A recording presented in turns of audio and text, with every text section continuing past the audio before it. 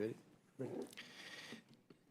This hearing of the Committee on Oversight and Accountability will come to order. I want to welcome everyone here today. Sorry we're getting late. Votes extended about 15 minutes longer than they were supposed to. Without objection, the chair may declare a recess at any time. I now recognize myself for the purpose of making an opening statement. Today marks our first hearing since the election, in which President Trump won in a landslide. This summer, Ranking Member Raskin described Republicans as a, quote, shrinking, shriveling minority party. They're a cult of personality, and there's not many people who are buying the cult and dogma anymore, end quote. Yet just 2 weeks ago, President Trump received historic support from Americans of all races, religions, and backgrounds. It's clear the American people aren't buying what the Democrats and their allies in the media are selling anymore. For nearly a decade, Democrats, many of whom are in this room today, have demonized the millions of Americans who support President Trump. I think of the proud Americans in my district, good neighbors, citizens, and God-fearing individuals. They're tired of being called trash, cult followers, fascists, Nazis, and many other horrific names for simply loving their country and supporting President Trump. My constituents want the cost of living to stop skyrocketing, whether it's food, gas, heating their homes. They want the border sealed to stop the flow of illegals and criminal aliens coming to our communities. And they want to end the weaponization of government. Unfortunately, we have recently seen a disturbing example of this weaponization of government on full display. In the wake of Hurricane Milton, at least one FEMA official engaged in political discrimination against supporters of President Trump. This official ordered employees to discriminate against vulnerable Americans affected by a hurricane when they needed assistance the most. This same employee alleged on TV that this was not an isolated event and that FEMA essentially treats the homes of President Trump supporters as if they were homes of people with vicious dogs. This is unacceptable. Americans demand accountability. Today's hearing provides members and the American people the opportunity to get answers about these troubling developments that have overshadowed FEMA's critical mission. While today's hearing will focus on FEMA, the issue at hand is part of a larger problem: the urgent need to hold the unelected, unaccountable federal workforce accountable to the American people and the duly elected President of the United States. In his first term, President Trump faced not only open insubordination from federal employees who refused to help implement his policies, but also subtler practices intended to thwart elements of his agenda. And we are already hearing through media reports that some federal employees from DOD, EPA, and of course DOJ are already plotting to thwart President Trump's agenda when he is sworn in as president in January. The current system does not have strong enough mechanisms to ensure accountability. The disciplinary system is run by and for civil servants to protect civil servants. President Trump has pledged to take action to bring accountability to the federal workforce and ensure there are measures in place to appropriately deal with poor performers and those who actively resist implementing the policies of a duly elected president. And he will have strong allies in the Republican members of this House Oversight Committee. Democrats claim President Trump is trying to politicize the civil service, but situations like the one at FEMA validate our concerns that it is already politicized. Under the Biden-Harris administration, the civil service has not only grown in size, but also in power. And this power is evident. Just ask the people in Highlands County, Florida. They needed help, but at least one FEMA official used her power to make help harder to get. We only know this because one whistleblower was brave enough to come forward, but others knew about this and said nothing. And FEMA leadership didn't take action against this supervisor until the press exposed the discrimination. More importantly, FEMA officials did not immediately end the discrimination. Since being fired, this supervisor has made multiple media appearances claiming she was following direction from above and that this practice is widespread. So, the question is this. From FEMA's perspective, was her main offense not only saying the quiet part out loud, but that she put it in writing? Who knows how many victims of Florida were left out of rapid disaster relief response? And what about other areas of the country? How long has this gone on and where? It is not acceptable for anyone to threaten the life or safety of FEMA employees, and FEMA does not protect its people, but this does not justify writing off a huge segment of the population. I'm eager to hear from the administrator today about the status of FEMA's disaster relief efforts, as well as how we can prevent further discrimination. I want to thank you, Administrator, for being here today, and I now yield to the ranking member for his opening statement. Thank you, Mr. Chairman, and congratulations on your victory, and thank you for your magnanimous statement at the beginning. I know you're proud of the 4 million vote majority, which the President-elect seems to have now, just as we were proud of the 7 million vote majority that Joe Biden had 4 years ago. The difference, of course, is that we acknowledge the loss of our candidate in this election, and we're not involved in trying to overturn the election or the Constitution, but we accept the Constitution and we accept the victory of the President-elect. Now, thank you for calling this hearing today. As of last month, more than 300 Americans had lost their lives to the hurricanes. Millions of people across the Southeast have had their lives uprooted, their families displaced, and their communities ravaged by Hurricanes Helene and Milton. Friends of my family were forced from their home in Asheville, North Carolina, and they came to stay with us in Maryland for several weeks following this nightmare. And we closely tracked the recovery effort, which has been unceasing and determined, even though aid was still too slow in getting into some communities. FEMA is America's lifeline in disasters like these, coordinating rapid response and recovery efforts with state and local first responders and rescue agencies. In these hurricanes, FEMA deployed swiftly, providing survivors with temporary shelter, debris removal, and other emergency measures, including the $750 for serious needs assistance for individuals to get items like food, water, baby formula, and medicine. FEMA's disaster work is not conducted by a unitary force of full-time federal government employees, but rather a dynamic team of emergency responders and agencies drawn from across the country, which includes federal, state, and local workers, full-time and part-time employees, and private contractors. Two of my own constituents, Montgomery County Fire and Rescue Service Captains Josh Kurland and Dave Hutchinson, went south with rescue teams to help communities hit by Hurricane Helene. FEMA workers from around America help their fellow Americans get back on their feet after a disaster like this.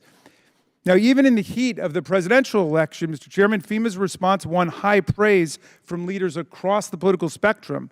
Virginia Governor Glenn Youngkin said, quote, "I'm incredibly appreciative of the rapid response and the cooperation from the team at FEMA." Florida Governor DeSantis said, quote, "Everything we've asked for from President Biden, he has approved." And our Florida colleague, Congresswoman Luna, said, "As I'm seeing, FEMA has been very helpful, and I've been in direct communication with them, and they're absolutely going to assist because President Biden has told them to do so." So we could be here today celebrating the workforce of 22,000 FEMA workers, but instead we are invited to focus on one so-called intermittent employee in Florida whose team encountered what she called political hostility while canvassing door-to-door for FEMA in Florida. Thereupon, as I understand it, she made the judgment that her workers were unsafe, and she issued the order to her team not to go to any more houses in the neighborhood where there were Trump signs planted in the yard. This was a bad mistake, legally and constitutionally, which violated the core mission of FEMA and every federal agency to work on behalf of all Americans. It's plainly wrong and divisive to use a presidential campaign lawn sign as a proxy for someone's dangerousness. The director of FEMA, who's with us today, Ms. Criswell, properly acted immediately within 36 hours of learning of the incident because this action was an egregious departure from the norms of nonpartisanship which must govern the conduct and the work of the federal workforce. Federal workers have a duty to serve all Americans regardless of their political identification.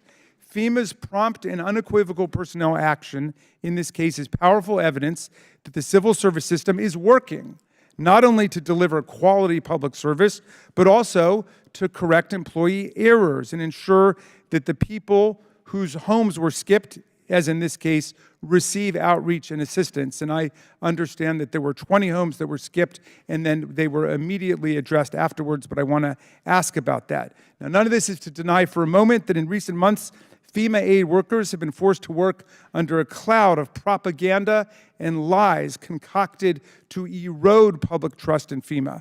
Because of this disinformation, many victims of hurricanes have rejected federal assistance, and others have even harassed and threatened FEMA workers. As Republican Congressman Chuck Edwards, who represents Asheville, North Carolina, said, all the misinformation has been, quote, not just unhelpful, but it's been harmful. I agree with my Republican colleagues and Administrator Criswell. Federal agencies must serve all Americans, and that means a federal workforce of nonpartisan professionals hired based on competence and merit. What's true of FEMA canvassers is, of course, true of the rest of the government. We need government for all the people, regardless of political viewpoint. President-elect Trump has promised to be a president for all Americans, and I hope he delivers on that. And if he falls short of it, I trust all my colleagues will hold him to it. In his first administration, President Trump all too often deliberately directed disaster aid based on the party politics of local leadership and past electoral performance, not the needs of the community and disaster survivors. In 2017, his administration denied 99% of the aid that North Carolina's Democratic governor requested as part of cleanup efforts after Hurricane Matthew. Also in 2017, after Hurricane Maria, President Trump blocked the full release of emergency assistance to Puerto Rico that was appropriated by us in Congress due to his unfounded belief that the destruction and death toll had been inflated to make him look bad.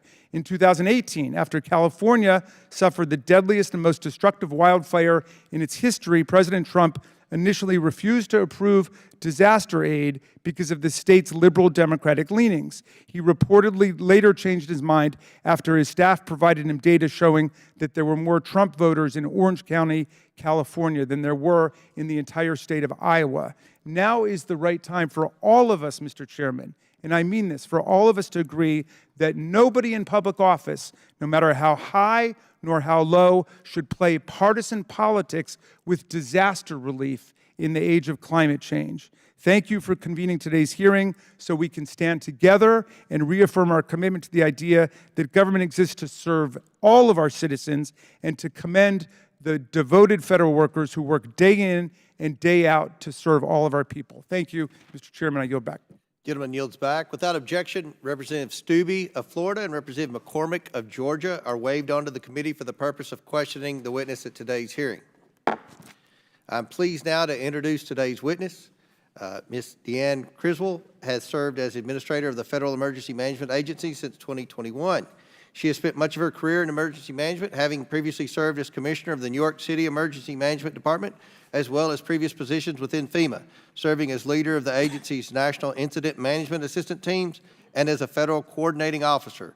Ms. Criswell served 21 years in the Colorado Air National Guard and is the veteran of 2 overseas tours.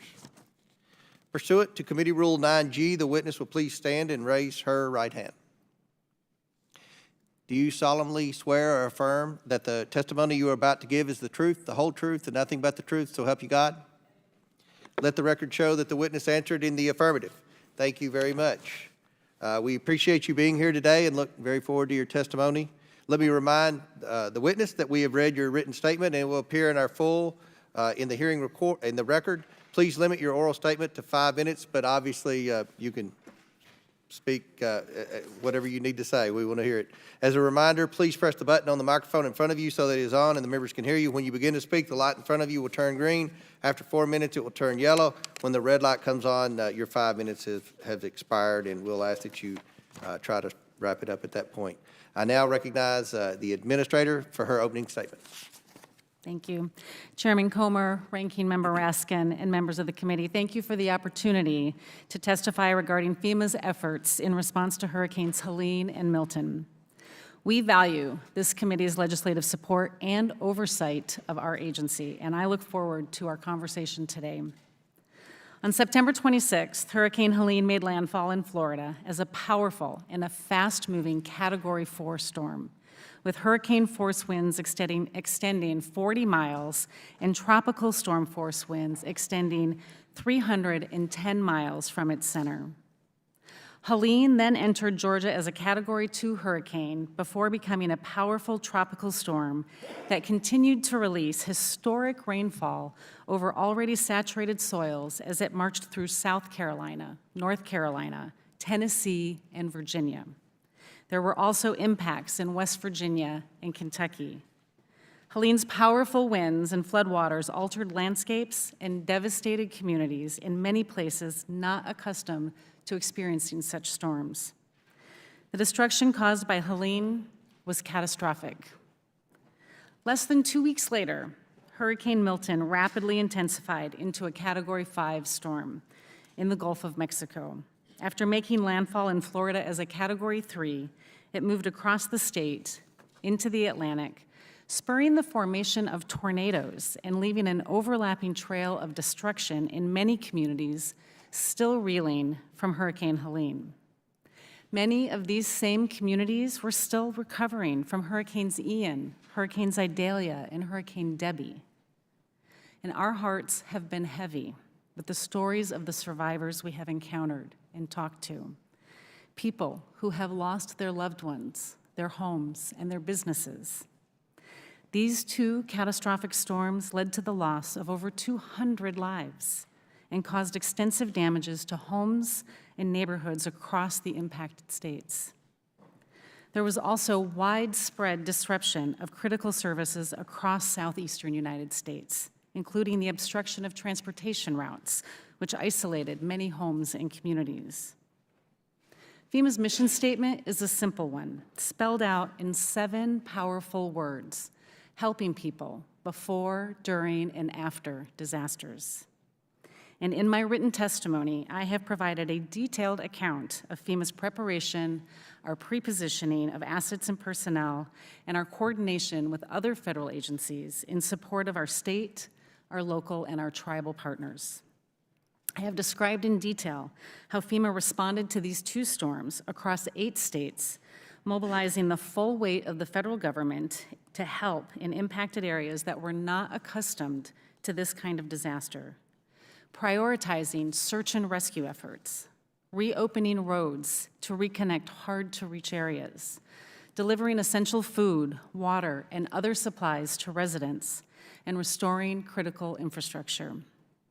And I have described how FEMA is leading recovery efforts in these impacted states, doing everything we can to cut through red tape and expedite assistance to survivors. This has been a challenging time for our workforce of over 22,000 dedicated, hardworking people, many of whom were impacted by the storms themselves and delayed their personal and family recovery to meet our mission needs and respond to the disaster. Our workforce persevered through all of these challenges that I have just described. And they also persevered through a difficult security environment generated by misinformation about FEMA's work to spread through social media, which was spread through social media. Our goal is to help all people obtain all of the assistance that they need and that they are eligible for under the law. And any of the assistance and any misinformation that was out there was making this much more difficult for them to get this needed assistance.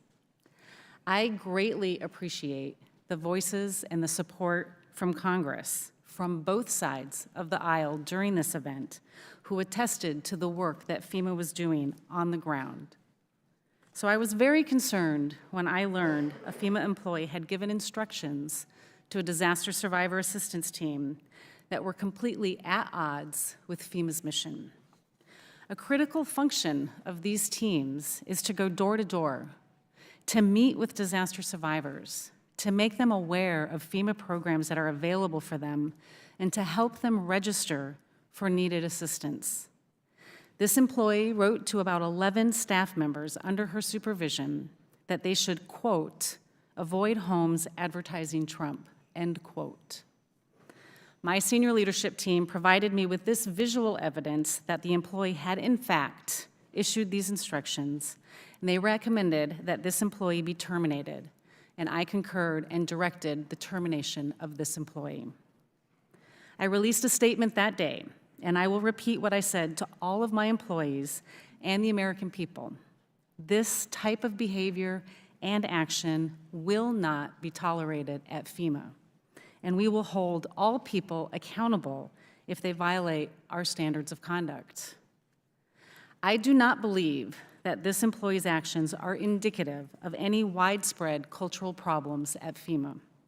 FEMA, however, has taken appropriate action to ensure this matter is fully investigated, and I am committed to ensuring that nothing like this ever happens again.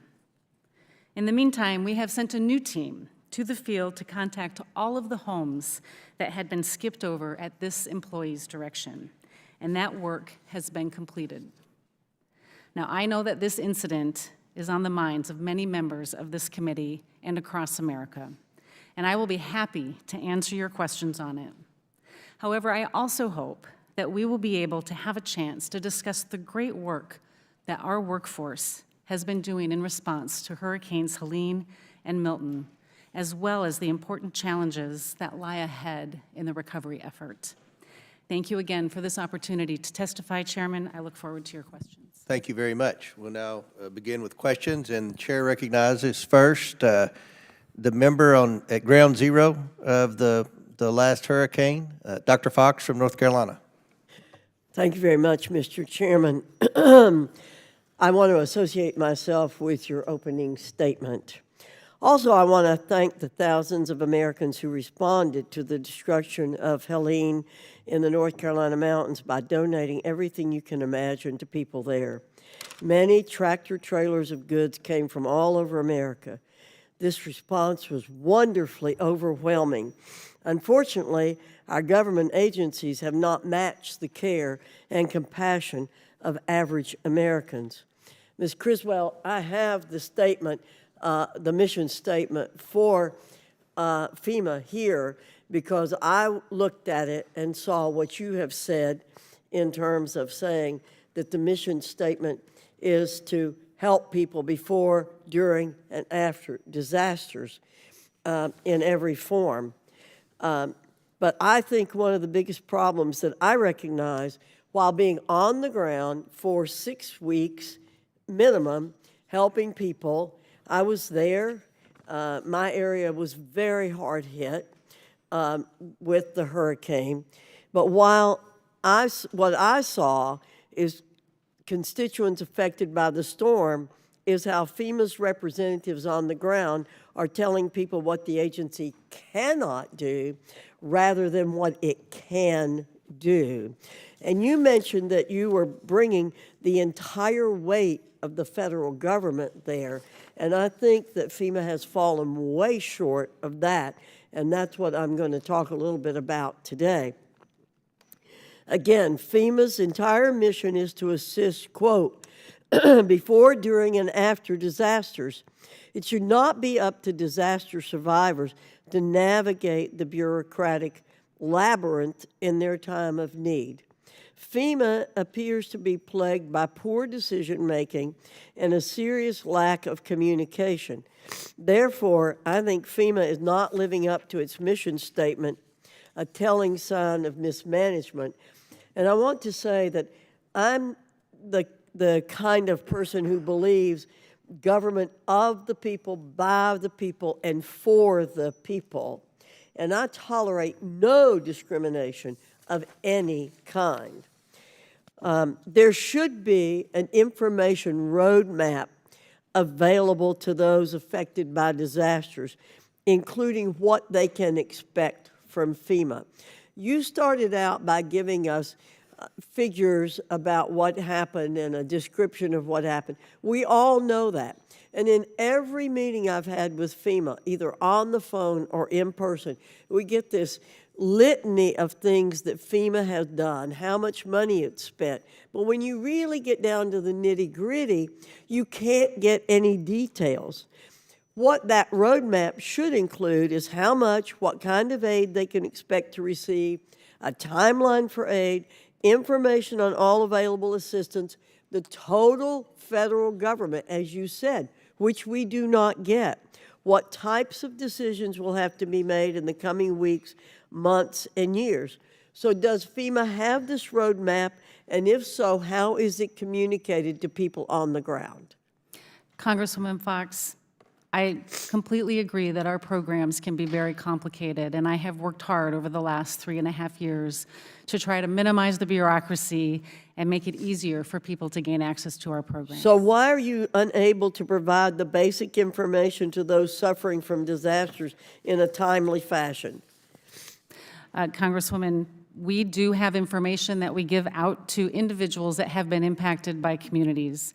We have several ways that they can reach out to us, but my direction has always been to try to meet people where they are, which is why we go into the communities and talk to people. We call them back if they've registered I and was they've in been a denied. meeting with 20 homeowners who live really close to where I live the other day, and again, the first 30 minutes of the FEMA presentation was all bragging about what FEMA did.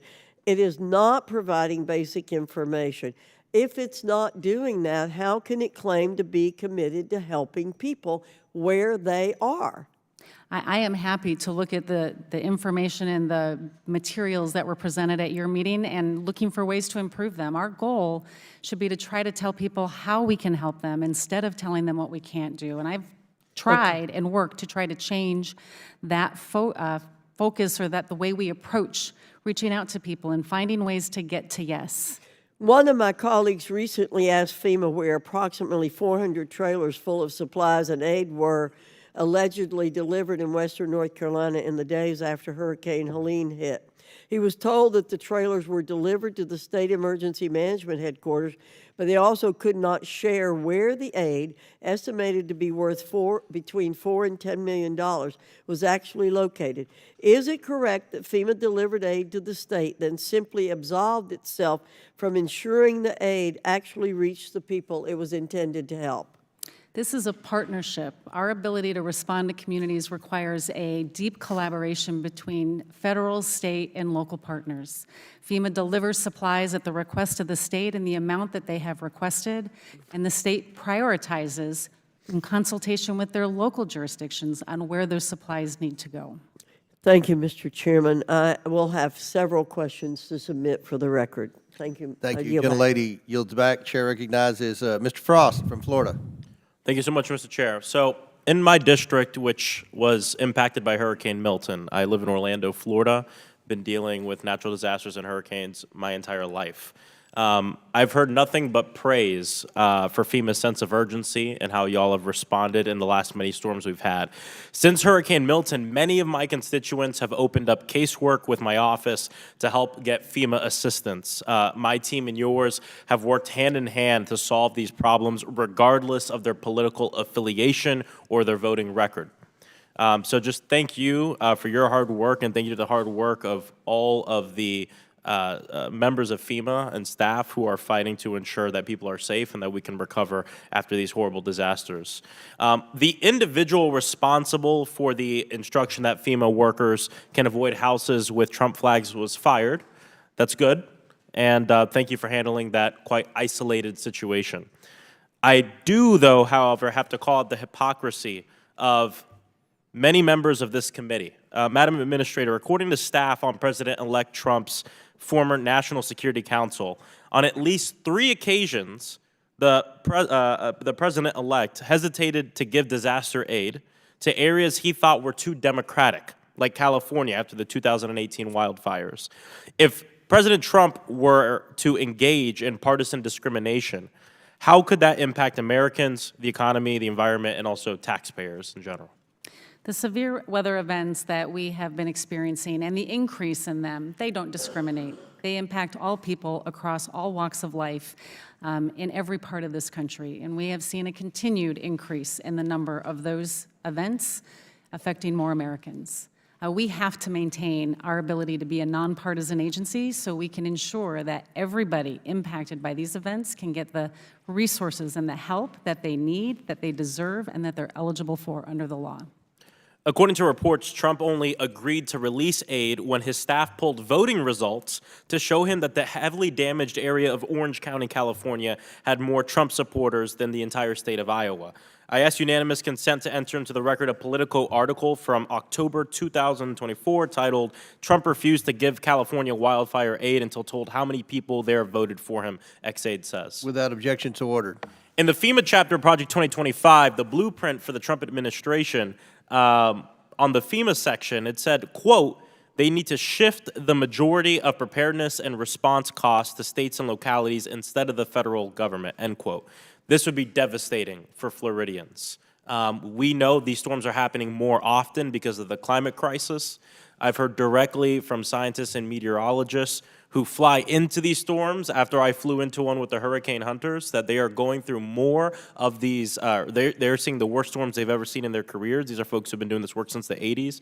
Madam Administrator, how would this proposal impact the safety of folks like my constituents in Central Florida who are getting hit year after year with these once-in-a-100-year hurricanes? The ability for these communities to rebuild after these events is extremely critical. Without them being able to rebuild, but also rebuild to a level that makes them more resilient against future events, is going to really impact their ability to recover.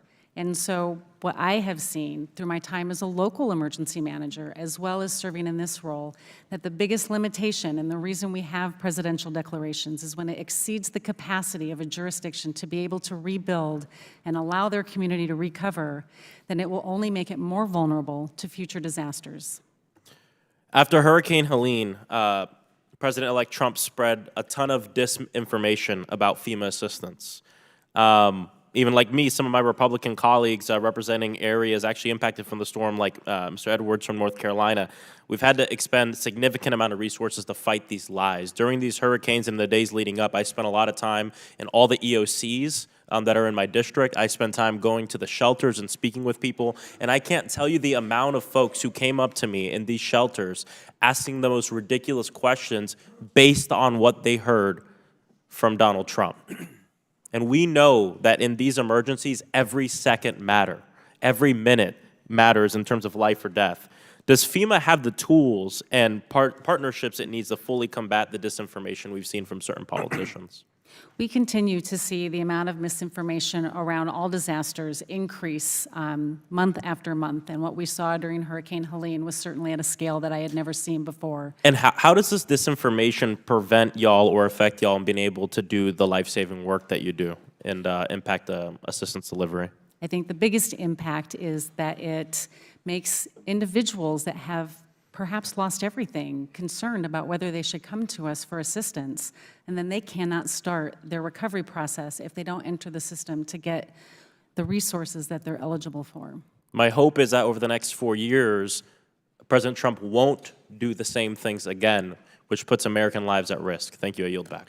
Chair now recognizes Mr. Donald from Florida. Thank you, Chairman. Administrator Criswell, it's good to see you. My district was hit by Hurricane Ian 2 years ago. So we were devastated, like so many other communities were devastated by Helene and by Hurricane Milton. My question for you actually surrounds the firing of Miss Washington. She had given multiple interviews where she claimed that avoiding politically hostile homes is commonplace throughout FEMA. Is this a practice at FEMA? Congressman, there is nothing in any of our policies, our training, or our information sent out to our field workers to avoid any home for whatever reason, especially not because of a political affiliation. The actions of this one individual are not representative of the work that we do at FEMA. Now, Administrator, I got an issue because, and I will submit the article for the record, according to a New York Post article titled, "This is not isolated." There is a FEMA official who spoke under the condition of anonymity who says that the agency's practice of skipping Trump-supported houses or avoiding white or conservative-dominated disaster zones altogether is an open secret at the agency and has been going on for years. So, Ambassador, this is a statement given to the Post by an employee at FEMA. What is your response to that statement? We have investigated this incident, and it is still under investigation. We are working with the Inspector General to determine whether or not this is broader than this, but the evidence that I have seen so far shows that this was an isolated incident and it has not gone beyond what this one employee did. So, follow-up question to that. Has FEMA finished its investigation into this matter? No, we have not finished our investigation. We have been working with the Office of the Inspector General. It was also referred to the Office of Special Counsel for a potential violation of the Hatch Act, and I have asked the Inspector General to do a full review of this incident. So, Administrator Criswell, you told me at the beginning of this questioning that there is nothing in your policies that would dictate that this is to occur. Yet you have one official who was fired who said it does occur. You have another official under your purview, under the condition of anonymity, talking to the press that it does occur. But you can't verify to this committee that these practices do or do not occur. Is that correct? I have been given no evidence and seen no indication that this goes beyond this one incident. If you have specific information, I would welcome that. Are you prepared to turn over the communiques between your supervisors and their field representatives and upper-level management at FEMA to this committee? We always cooperate with Congress on the information that they request, and we will continue to cooperate throughout this. So you're prepared to turn over all those We communications? are prepared to support requests for information to help support the ongoing investigation into this. Chairman, I would move that it's clear that the administrator is more than prepared to share all communications with the Oversight Committee about various communications with field volunteers, volunteer staff on the ground, supervisors at FEMA headquarters here in Washington, D.C. Also, for the record, Chairman, I move that the article that I talked about, this is not an isolated incident, be submitted for the record. Without objection, so ordered.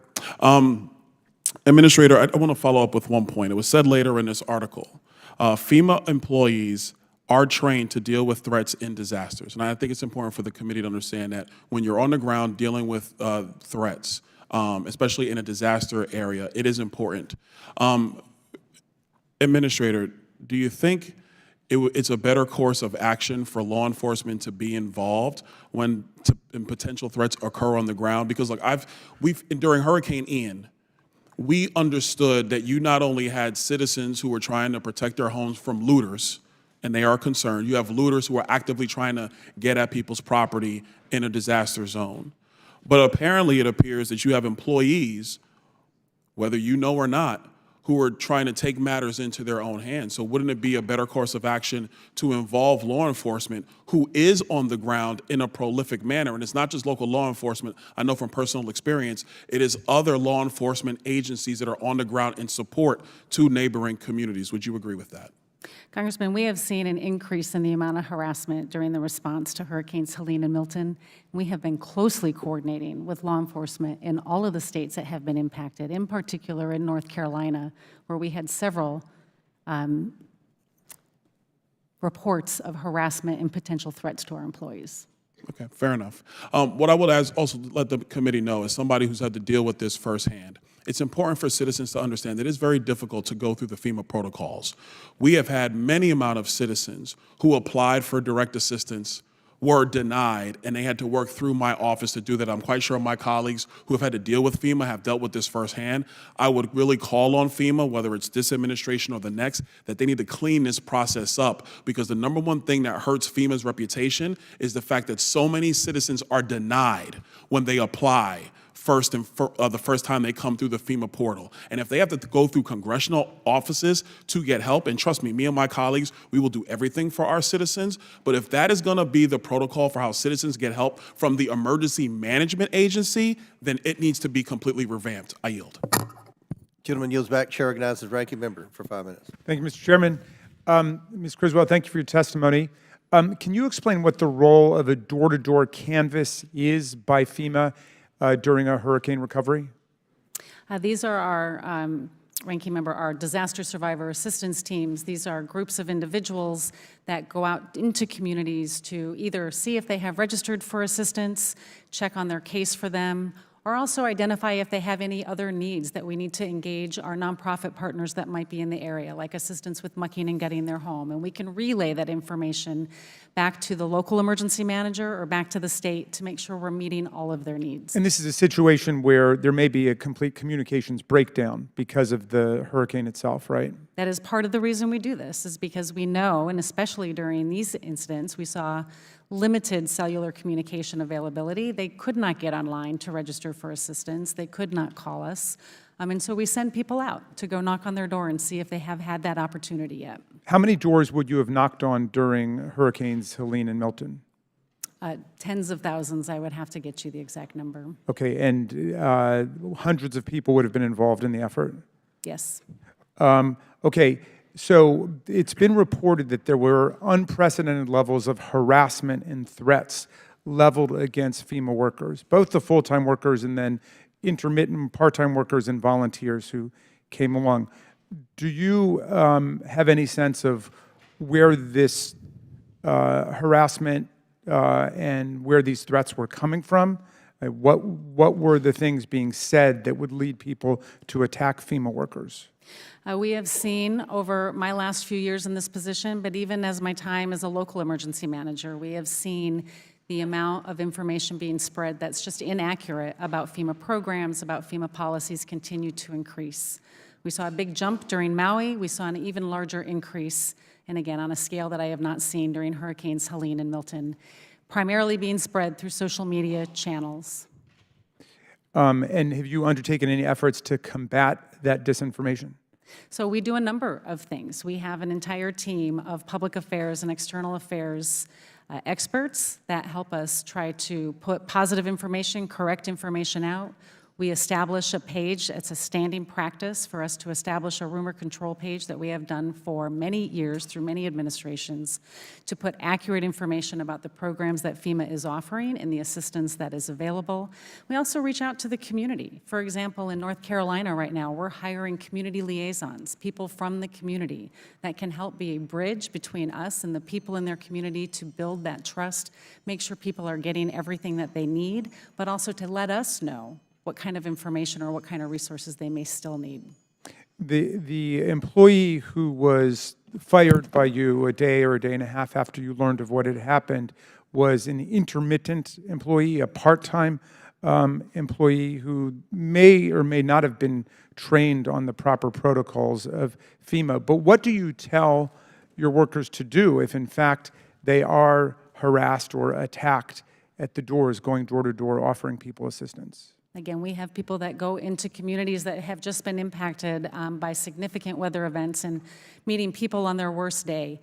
And people are, angry and they're upset because of what happened to them. And so we often have people that feel that they may be in an unsafe situation. And so we train them to be able to remove themselves from that situation reactively.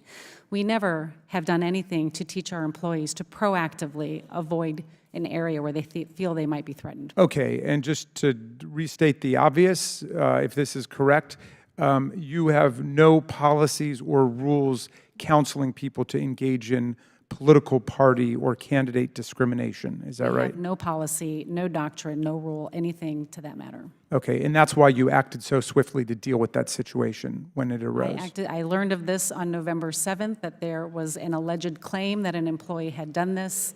I directed my team to be able to look into it and provide me information.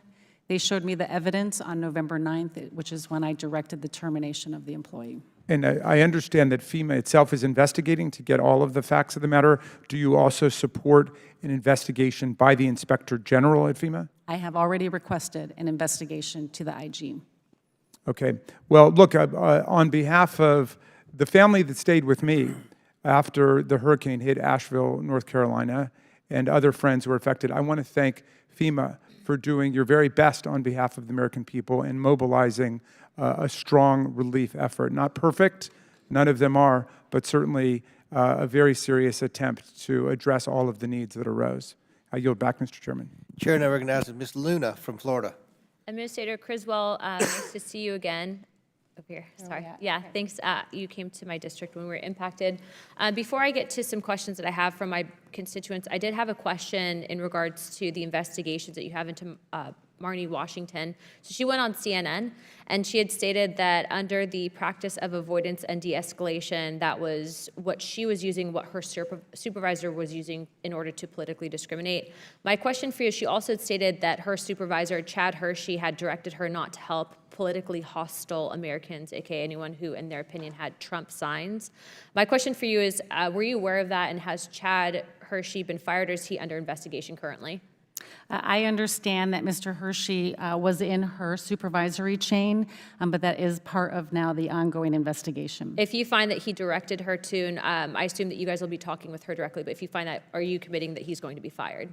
I will commit that anybody who has taken actions to politically discriminate against people that were impacted by this disaster will have the appropriate disciplinary action to include termination. Okay, and then she also had stated on that same interview that this wasn't just isolated in Florida, but under that same de-escalation and avoidance guideline from your field manual that also happened in North Carolina and Georgia.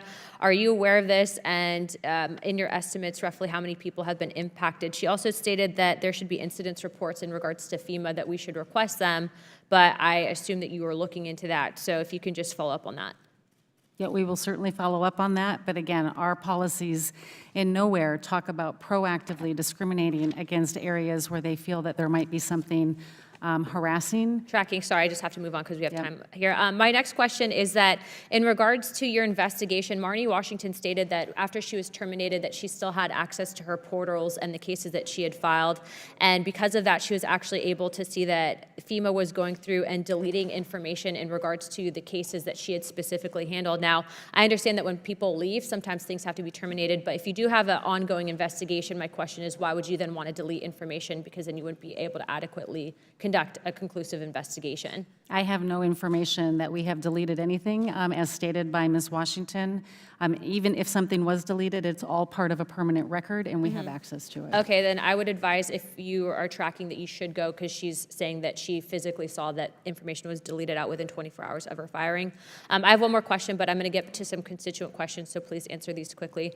In Pinellas County, where we were hit, we had actually 13 deaths during the first hurricane, but the county has currently had only one DRC and has requested a second DRC with no success. What is FEMA's process for approving additional DRCs when they're requested? We work closely with the state director of emergency management and the county to determine the best place for those. I can follow up with your staff on specifically why we haven't put a second one up. Okay, and we are requesting additional help just because of the amount of claims that we have for that area, so we are going to be following up. Please assist with getting that additional. The second thing is, what is the status of FEMA's flood mitigation assistance program? The NFIP program has seen a significant amount of claims as a result of Hurricanes Helene and Hurricane Milton. As you will see in the supplemental request, we are asking for debt relief for the National Flood Insurance Program so we can continue to pay on those claims. To date, I believe the number is somewhere over $800 million that we have paid out in response to Hurricanes Helene and Milton, but we will quickly run out of funding from that fund without the debt relief, and we'll have to go to the Treasury and ask for additional funding to pay those claims. Okay, so if you get that funding, you guys will be able to essentially ensure that recovery and resiliency grants for all the counties impacted will be received. If you get the money, for claims okay. against the NFIP, Correct. with the debt forgiveness, we can pay those claims. Okay. My last question for you is in regards to community trends. Marnie Washington had alleged that that was what was put into a system that would mitigate these interactions if they felt that it was dangerous. In these communities, a lot of them were conservative and Trump supporters, that they felt that FEMA had created an environment that had stated that those people had made them feel uncomfortable, and that was the reasoning for them passing over these homes. What can you tell me about community trends in regards to this allegation that you made? Our disaster survivor assistance teams, part of what they do is go out into the community to understand what the impacts are and to understand what the survivor needs are. This is often called community trends, but things that we are looking at are impacts to access, roads that are out, water infrastructure, needs of the community, like many places around South Carolina required oxygen bottles. If I can just interrupt you real quick, how many people have been impacted by avoidance and de-escalation? Do you have a number for that just nationally, or is there a database for that? I can tell you that for this particular incident, at the direction of our employee, 20 homes were skipped. Okay. All right, thank you for your time. Chairman? Gentlelady yields back. Chair recognizes Mr. Moskowitz from Florida. Thank you, Mr. Chairman, and thank you for holding this hearing. Administrator Criswell, good to be with you. You know, as the only member in Congress who's run a disaster response, run a disaster recovery, handed out billions of dollars of FEMA money, also a Democrat who worked in a Republican administration and ran the recovery efforts for Hurricane Michael in deeply Republican areas of the Panhandle, I can tell you not once did I ever think about their politics or my politics. As I toured the Panhandle in Neil Dunn's district or Matt Gaetz's district, I looked at people as Americans who were hit by a disaster. And my job was to get them every program that FEMA had, every dollar available to them. That was my job. What happened in Florida in this instance is deeply disturbing. It's unacceptable. I know you know that. Disaster aid should never be declined based on support of any political candidate. And I'm happy this rogue employee was fired. You did the right thing immediately, right? What should have happened here is if there were members of FEMA's team that felt uncomfortable, that should have been passed up to the FCO. That should have gone to the federal coordinating officer. And then that information should have gone to Director Guthrie, who's the Director of Emergency Management in the state of Florida, my former deputy. And then they could have made sure to identify those homes and gotten them the information. But that's not what happened. There was a clear breakdown here. And so you should do an investigation to make sure that something like this doesn't happen again. Every emergency manager in the country during COVID, yourself included, I'm sure, was worried about the politics of disaster aid changing. We saw it happening in real time. And we were really worried, about how that would go into future disasters. As the world is becoming more partisan, the world is becoming more divided, you're seeing it here in the country, we were hoping that there'd be a force field around FEMA. But that's not the case. I know the people at FEMA are exhausted, okay? Talent is retiring. They have a rotating door because of the burnout rate from disasters. That's not just in this administration. I talked to the previous two administrators during Donald Trump's administration, and it was the same problem because of all the disasters that are happening and the burnout rate that exists. My own agency lost 200 people after COVID because they were burned out. Every problem that my colleagues brought up, and they're right.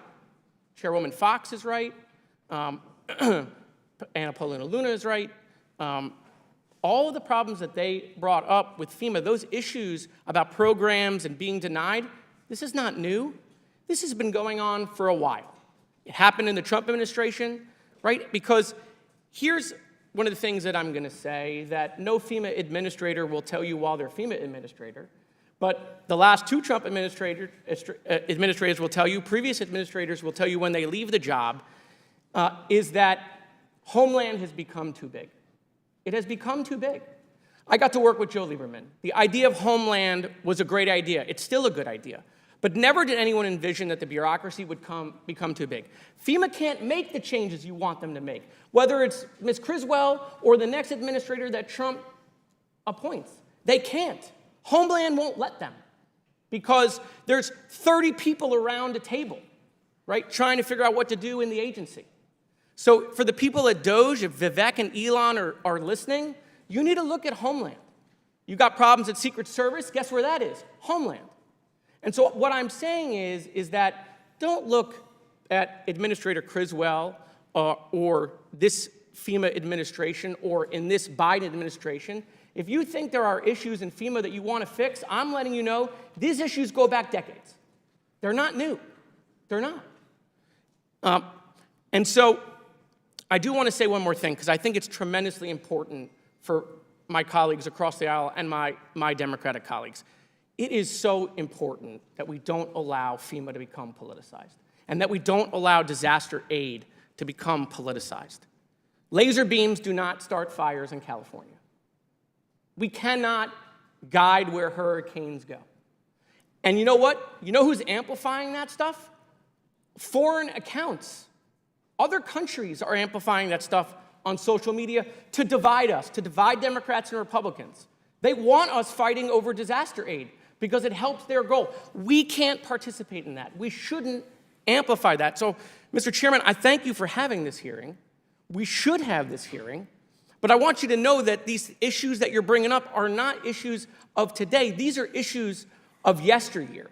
And so I will work with anyone across the aisle on fixing these issues within Homeland. And with that, Mr. Chairman, I yield back. Gentleman yields back. Chair now recognizes the chairman of the Judiciary Committee, Mr. Jordan.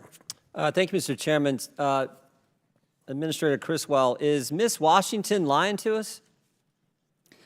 Ms. Washington She said it's common practice. You said it's reprehensible and isolated. Both statements can't be true. So someone's not giving us the facts, and I'm kind of trying to figure out who's not telling the truth. The actions that Ms. Washington took were unacceptable. Well, you had another employee. Now, they remain anonymous, but I think one of my colleagues pointed this out earlier. A FEMA official who spoke on condition of anonymity said Ms. Washington likely received, quote, very clear guidance from her supervisors. Is that person lying too? I have not received any evidence outside of the screenshot that Ms. Washington directed So those her two people team. are wrong. They're not telling the truth to us. We are currently investigating this But that's not issue what you and said. bringing You in said the this is IG. isolated, reprehensible, hasn't happened. This is the only time. And they're saying, nope, nope, nope, it's commonplace. I am saying that FEMA's mission is to help all people. Well, let's look at before, maybe during, the and best after evidence we have disasters. is the actual screenshot. Can you put the screenshot up on the screen? Let's look at what the text message said. The text message said, implement best practices. Like, this is the best practices. We're going to implement them. And they talk about making sure you're going in pairs or with more than one person, avoid the Trump homes, drink your water, take your towel, coconut waters. So stay hydrated, walk with someone else, and don't go to the Trump homes. It seems pretty common and matter of fact in the actual evidence we do have, the text message itself. But you're still saying Miss Washington and this other person aren't telling the truth. When I received this text message, it was not in accordance with the way we conduct business at FEMA, and I directed Even though her it said best termination. practices, even though it said stay hydrated, which everyone would agree with, even though it said go in pairs, which everyone would agree with, even though it said bring a towel, make sure you're covered up, even it said coconut water is the best way to stay, even though it said all those practical things, the part about avoiding the Trump homes, that's not a best practice, that's not commonplace. Is that what you're saying? That is nowhere in our policy, and I can't speak to I'm the not saying it's in your motivations policy. behind what Ms. Washington did. But it was, okay, now her supervisor, this Mr. Hershey, have you talked to him and to find out if he knew this was happening? I understand that he was in her chain of command, and this is under investigation. Have you talked to there's 13 people on this text message. Have you talked to all 13 of those individuals? This incident is under investigation. That's not what I The asked you. I office- know it's under investigation, and we know how investigations work when it's done inside the agency. It takes forever. I'm asking, did you talk to the 13 people on this best practices text message? The Office of Professional Responsibility has taken this, and they are following appropriate protocol to investigate. Is the Inspector General looking at it as well? And I have asked the Inspector General to take a look at this. I Any idea welcome when their review. they're going to talk to these 13 people since you have it? Have you talked to, how about you personally? Have you talked to any of these 13 people? I have not talked to them You have not talked to personally. any of them? I have an entire team that focuses on this investigation, and that's what they're doing. Seems to me it's part of a mindset that's in government. And this is the scary part, because I think it's broader. And you don't have to take my word. Take it what people have said. I mean, this reminds me, we've talked about this many times, but I can think of, well, actually the same person, let's go back to that, the same person who said that this likely received very clear guidance, this other FEMA official, also said this: I've heard from other entities who are serving in North Carolina that there was clear guidance to be mindful, quote, of the types of people who are in Western North Carolina. I have That's not pretty seen derogatory evidence of stuff that. there, isn't it? I have not seen any. But you know what it evidence of sounds like? It sounds like Peter Strzok. Peter Strzok, when he said, oh, I just went into Walmart, I can smell the Trump supporters. Sounds like Joe Biden when he said, oh, the garbage I see is the Trump supporters out there. Sounds like the guys the Democrats had, the professor the Democrats had testify back in 2019 in the impeachment. Conservatives, especially very conservative people, tend to spread out, perhaps because they don't even want to be around themselves. This disdain, this mindset that's in the government where everyone's deplorable, everyone's garbage, everyone is, smelly people at Walmart, and oh, be mindful of those people in Western North Carolina. That's what it sounds like. And again, the best evidence is the text message we have, which reinforces that mindset that we have seen from so many people in our government.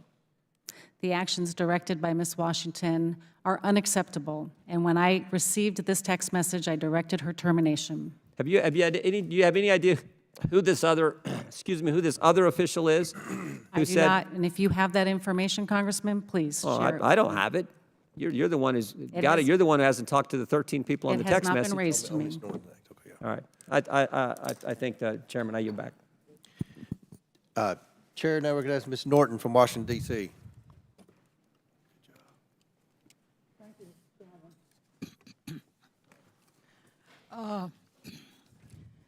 Administrator Criswell, I understand that in the weeks since Hurricanes Milton and Helene, FEMA has provided more than $1.6 billion in assistance to more than 910,000 households.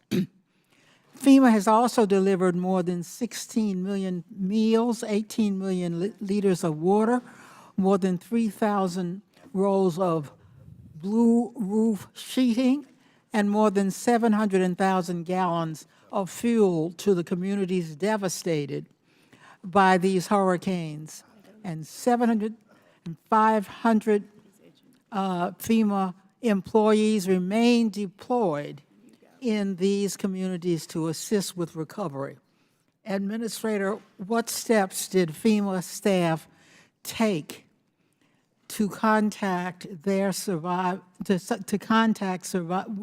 with survivors on the ground, including those displaced from their homes, and make them aware of the resources available to them?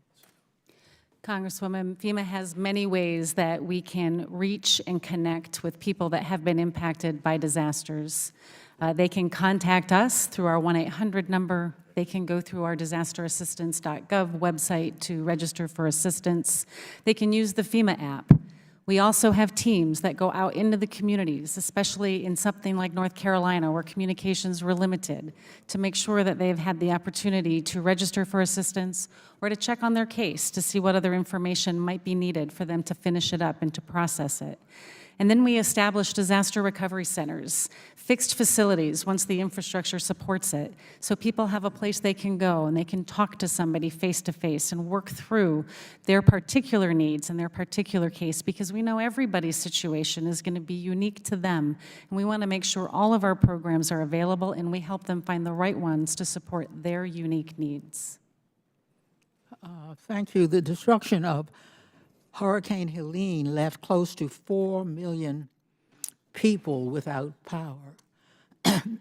Administrator, how did FEMA workers reach affected residents for support in this disaster response effort, even if a certain region lost connectivity or if a survivor lacked access to internet? One of the first things we do, Congresswoman, is we put part of our leadership team in with local emergency managers to work side by side with them to understand which parts of their community still need assistance. Then we can either direct our disaster survivor assistance teams to go into those areas, or also the state is sending their resources, like the National Guard. The National Guard in North Carolina did an amazing job of getting into the communities and helping people that have been impacted. This is a holistic effort. This takes all of us to be able to reach all of those impacted, especially in something that has been widespread and complicated as the destruction that we saw in North Carolina. I also want to recognize that because of challenges like these, it did take too long for emergency assistance to come in such communities. We must learn the lessons of those shortcomings to improve the reach of emergency services at the local, state, and federal level. Earlier this year, the National Oceanic Atmospheric Administration projected a, quote, above normal, end quote, hurricane season, meaning the level and intensity of storms and hurricanes would increase over this period. 11 storms have developed into hurricanes this year. More than a few years later, Luhana community is still being built back after wildfires hit the land of Maui. And recovery operations are still continuing more than 2 years after Hurricane Ian made landfall in Florida. Administrator Criswell? what can Congress do to make it easier for FEMA to support long-term recovery efforts and assist with future disasters that strike the United States? Congressman, we have two pieces of bipartisan legislation that would be very beneficial to our ability to help communities: the Disaster Survivor Fairness Act and the Management Cost Modernization Act. And I understand that I'm over the time, but I'd be happy to talk more about those two pieces. They would be critical in changing the way we help survivors. I commend you and FEMA's thousands of staff from across the country who left their homes to deploy to communities in need and provide them with assistance in the face of destruction, trauma, and loss. And I yield back. Chair now recognizes Mr. Gosar from Arizona. Thank you, Mr. Chairman. Just like last night, the White House requested an additional $98.6 billion for disaster relief, with $40 billion marked for FEMA. Although it was created to provide relief from disasters, FEMA has now become the Biden-Harris administration's star student in political persecution. In October, FEMA intentionally violated the civil rights of American citizens in response to Hurricanes Helene and Milton. This is a key example of the weaponization of the federal government against the American people. And I suspect there is more for this committee to uncover. It is critical that Congress is empowered to conduct rigorous oversight before any emergency funding that has been placed into FEMA's hands. Ms. Criswell, according to your testimony, FEMA led the interagency response to Hurricane Helene and Milton for up to 64 different agencies. Do you think FEMA has the authority to direct these other agencies to also avoid homes with Trump signs? There is nothing in FEMA's policy that would ever direct anybody to avoid anybody, regardless of political affiliation or way of life. Our mission is to help all people before, during, and after disasters. Gotcha. Former FEMA employee Marnie Washington told reporters this discrimination was a colossal event and occurred in Florida, North Carolina, and South Carolina. You testified earlier today at T&I committee that this was an isolated incident and that no other supervisor or employee deployed with Marnie Washington provided the guidance to avoid homes advertising Trump signs. Will you commit to also requesting an IG report for the discrimination in North Carolina and South Carolina?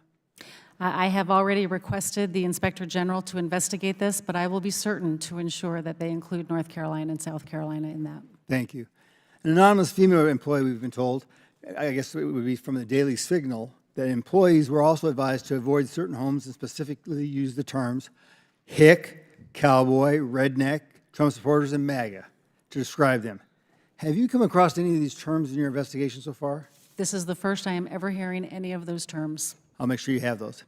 In an interview with the Washington Examiner, they said these homes were avoided because based on community trends from hostile political encounters. My question to you is, how does FEMA declare an incident as a community trend? Is it true that it only takes one encounter to make a FEMA employee uncomfortable to declare a community trend? One of the things that these teams do, our disaster survivor assistance teams, is they go into the communities to not only register people for assistance, but to understand the impacts of the community. They're looking for things like damages and access issues to transportation infrastructure. They're looking for damages to water and power. They're also trying to understand the survivor needs. These are often referred to as community trends, but these are used to help us understand the impacts and what resources we're going to need to bring in. These are not proactive efforts to try to identify where we should or should not go. Okay, so my office requested these incident reports ahead of this hearing, but were not provided. Can you please provide this committee with the incident reports that determine Lake Placid should be defined as a community trend? I wouldn't say that Lake Placid was defined as a community trend. Again, when we talk about impacts to a community, we're looking at impacts to that community and survivor needs. So you would provide all the incident reports? So We will work with Congress on the request for information and provide what you need. Now, Ms. Criswell, in October you said fighting misinformation is a priority for FEMA, including that you allege misinformation from President Trump, Elon Musk, and some of my colleagues about FEMA's responsibility or lack thereof in its spending. Is FEMA spending its taxpayer funds responsibly? Quick question. Can you repeat that, sir? Yes, is FEMA spending its taxpayer funds responsibly? We are absolutely spending our taxpayer dollars responsibly and supporting an unbelievable increase in the Okay. number of severe weather events that have been happening across the So United that'd be a States. yes. Are you aware of the OIG's report from 2320 from March of 2023 titled FEMA should increase oversight to prevent misuse of humanitarian relief funds, and or a second September 2022 OIG report titled FEMA did not implement controls to prevent more than $3.7 billion in improper payments from the Lost Wages Assistance Program? I'm aware of those reports. And you knew this, and then how are you applying that to this discovery now that you're hearing about Ms. Washington and possibly other people causing a problem for this? We value our partnership with the Inspector General, and we appreciate the findings that they give us and our areas that we can continue to improve. Some of those reports and some of the findings in those we non-concurred with. But for those that we did, we continue to work with them so we can continue to improve, because we are not a perfect agency, and we always look to improve the way we help people. I don't think anybody's perfect, so thank you. Appreciate it. Gentleman yields back. Chair now recognizes Mr. Lynch from Massachusetts. Thank you, Mr. Chairman. Welcome, Administrator Criswell. As evidenced recently by Hurricane Helene and Milton and the catastrophic consequences, we continue to witness historic flooding that is triggered by extreme weather events. In our own state of Massachusetts, the National Oceanic and Atmospheric Administration has already predicted that my area, the Boston area, is expected to endure between 12 and 19 days of high tide flooding that we've never experienced before. That's the most in the Northeast region. The Nonpartisan Congressional Research Service also reports that floods are the most common and costliest natural disasters across the United States. However, flood damage is not covered typically by traditional homeowner insurance, and moreover, most private insurers don't even offer flood coverage. Instead, as you know, most of our constituents procure flood insurance for their homes and businesses from the National Flood Insurance Program, which you administer. It's a federal government program that provides more than $1.3 trillion in insurance coverage and 4.7 million policies to residents, mostly in flood zones, in over 22,000 communities nationwide. Unfortunately, Madam Administrator, to the detriment of both victims of flood damage and the American taxpayer, this program is currently more than $20 billion in debt, especially after having to borrow substantial funds from Treasury, as you noted earlier, to cover a series of devastating flood seasons, including going back to 2017, which became the costliest season on record and included Hurricanes Maria, Harvey, and Irma.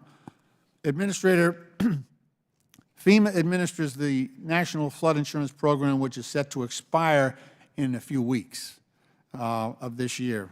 Can you offer us your thoughts on how the financial position of this program is impacting your ability to support homeowners and businesses that are recovering from flood damage? The National Flood Insurance Program is one of the only ways that a homeowner can get the necessary coverage to protect their investments.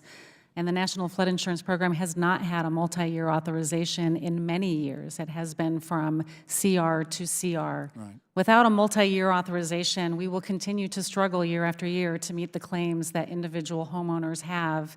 And we have offered up with our reauthorization proposal 13 measures, I think it's 13, steps that we can take that will be able to make the program financially solvent and make sure that everybody has access to this through an affordability framework as well. As we know, not everybody can afford flood insurance, yet it's their number one resource and tool to help protect their investment. So we seem to keep falling behind with these one-year, I think it's called as-needed funding. You don't have a multi-year program where you can actually try to get ahead of some of this stuff. So we're still dealing with Hawaii. We're still dealing with some of these 2017 disasters that we haven't caught up to. One thing I wanted to ask you is that, we seem to compartmentalize these disasters. We have, we've got, because of the impacts of climate change, we've got, these epic rainfall events that's causing flooding. We've got tornadoes, we've got hurricanes, we've got drought-induced wildfires, and our flood insurance program only covers certain people or targets certain people in flood zones. Would it be better, would it be more efficient if we looked at rather than having a flood insurance program, we had a broader disaster insurance program where we have more people paying into that? It might cross-subsidize some of the costs that we're seeing as a result of these disasters, and might allow a break to the taxpayer instead of having to go in and bail out people who might repeatedly be experiencing, flood damage from storm surges in areas where they may not wisely relocate. Yeah, I mean, the National Flood Insurance Program is available to anybody. And I often have said, if it rains where you live, it can flood where you live. There are only certain areas that are mandated to purchase flood insurance, but everybody has the opportunity to purchase flood insurance. As far as making that a broader, more catastrophic insurance program, I think that's something that we should be having conversations with the private sector about, because that's what they should be providing. All right, thank you. My time has expired, Mr. Chairman. I yield back. Very good question. I'll recognize myself for 5 minutes. And Administrator, I want to thank you for the work that you and FEMA did in my district a few years ago after the tornadoes in West Kentucky. I want to publicly say that. With respect to the text message behind me, how did you receive the text message? Did you know about it before it became public, or was it brought to your attention before the media made public with it? It was brought to my attention on November 7th while I was in North Carolina with my leadership team checking in on recovery. It was mentioned to me that they had heard that there was a text message that a staff member had sent. I then directed my team to look into this. This was before the media inquiry or the media story came out. They reviewed it and looked into it on the 8th. They contacted me on November 9th. They showed me the text message. I still had not seen any media stories, and I directed the termination of the employee because it violates the way we conduct business. And you've testified that you believe this was an isolated incident. Why should we believe that this is an isolated incident and not part of a pattern in FEMA? Because we've seen many other government agencies that we believe have become politicized and or weaponized.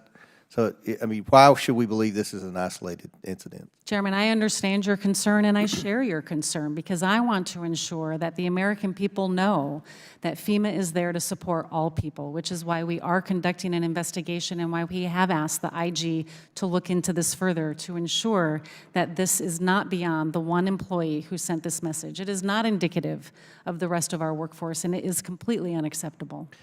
So, I want to go back to Ms. Washington. You terminated her. She was a part-time employee. If she were a full-time FEMA employee, could you have terminated her then and there on the spot?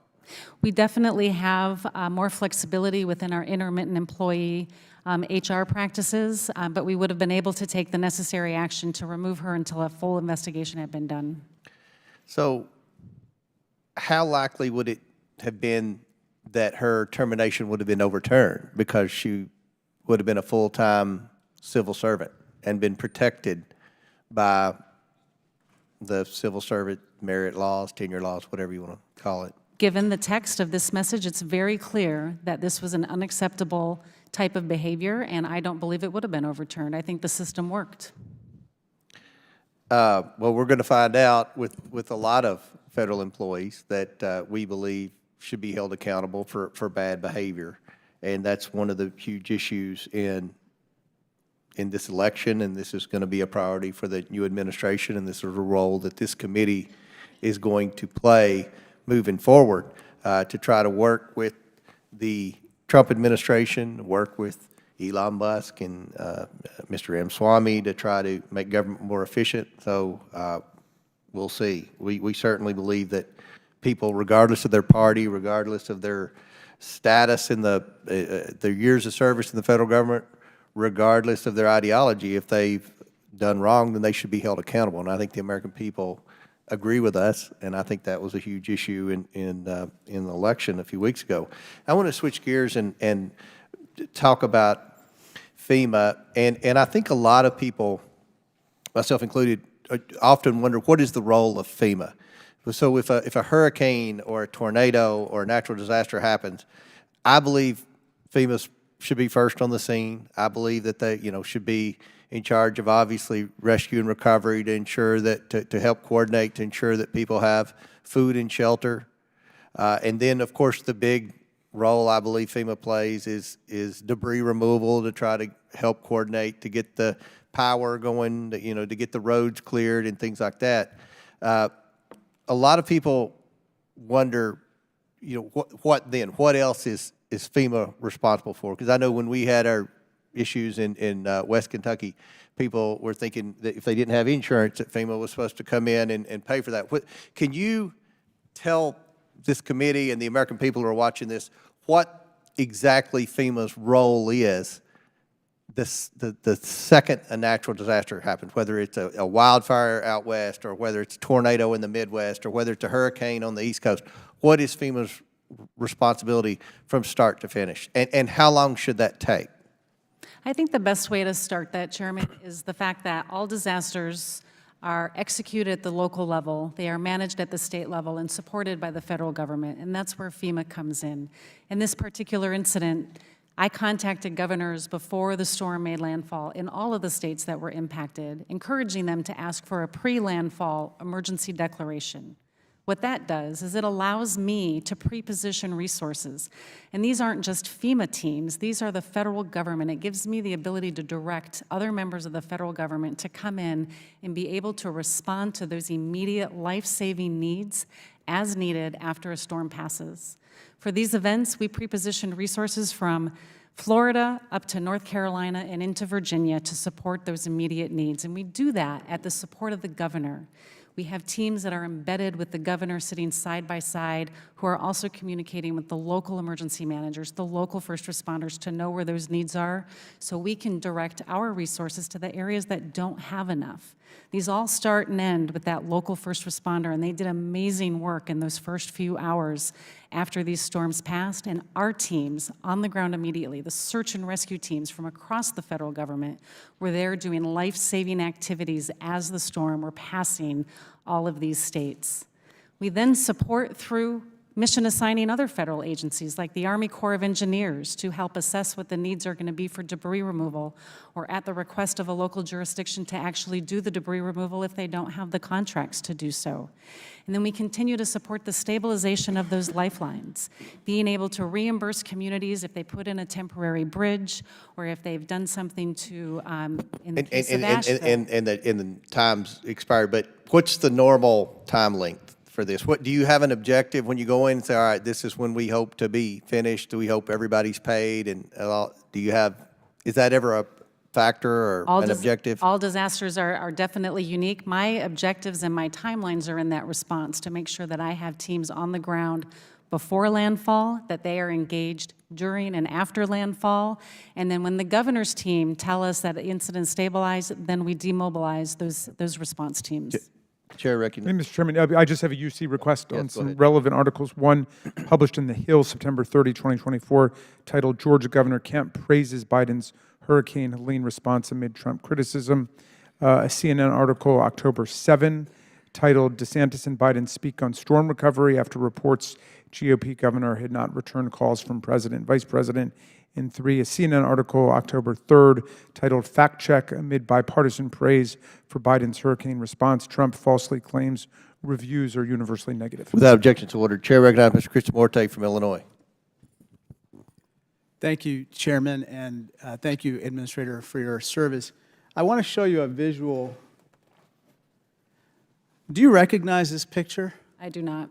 Good. It's an atmospheric research facility in Alaska that, believe it or not, conspiracy theorists allege is a mind-controlling weather machine. And one of the conspiracy theories out there is that somehow FEMA controls the weather. And I assume that you, as the administrator, do not control the weather, right? I do not control the weather. And you don't use secret machines to control hurricanes to target certain places in the United States, right? Correct.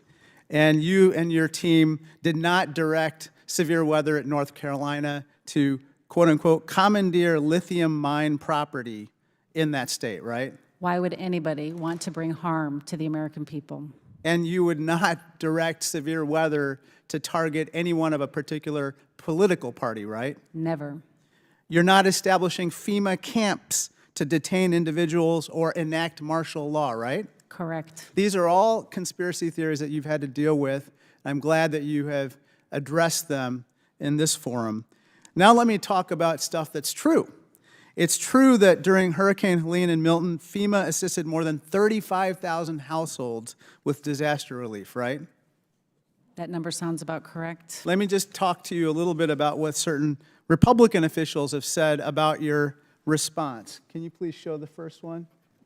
This is Governor Glenn Youngkin of Virginia. You recognize him? I do. He said, "I'm incredibly appreciative of the rapid response and the cooperation from the federal team at FEMA." You don't disagree with that, right? Governor Youngkin and I were communicating, texting, and talking daily, if not hourly, during the initial hours that it was passing Virginia. Well, let me show you another quote.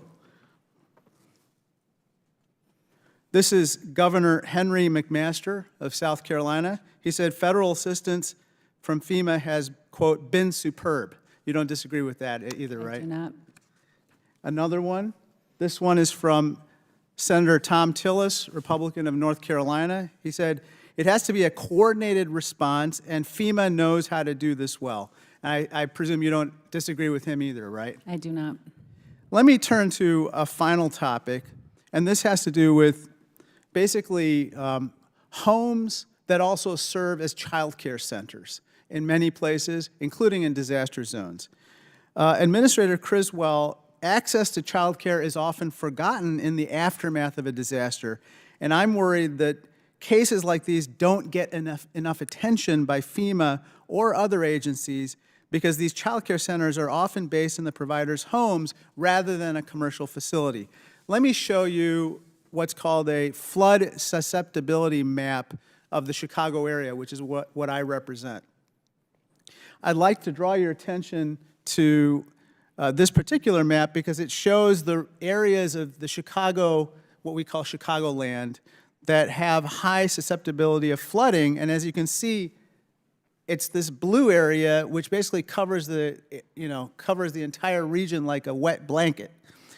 It represents millions of parents and children, as well as thousands of child care centers. And so my question to you is, in light of the fact that there's a perception, and I believe a reality, that not enough attention has been paid to these child care centers that are situated in homes, can you commit to proposing to my office and this committee ways that you can increase coordination between FEMA and the SBA to assist businesses like these home-based child care centers? Congressman, my office would be happy to provide any technical drafting assistance or further assistance to be able to figure out how we can better address these vulnerable populations within these communities. Thank you very much, and I yield back. Chair recognizes Mr. Grofman from Wisconsin. Thank you. Thank you for coming on over here. I think the last time we had FEMA before this committee was maybe about 8 years ago, and that was a time when I think down in Louisiana they had mobile homes that were being sold for, I don't know if you remember this, for maybe a tenth the cost to which they were paid for, but that was the last time. I can tell you, along with many Republicans, when they come into contact with the government, they sometimes worry about prejudice against them. Okay, I know one guy in my district, he once did an ad, and miraculously, not your agency, another agency kind of came down hard on him. Maybe coincidence, maybe not. We all felt it was not coincidence. Under President Biden, foreign aid's become a vehicle to promote an overseas social agenda pushed by one party. The administration's implemented a disturbing trend of using foreign assistance as a tool to advance political and ideological goals. This raises an important question. Is the same political discrimination influencing how FEMA allocates disaster relief domestically, how it responds to this crisis? First of all, FEMA's workforce is unionized and represented by the American Federation of Government Employees. Is that true? Yes, our employees have that option.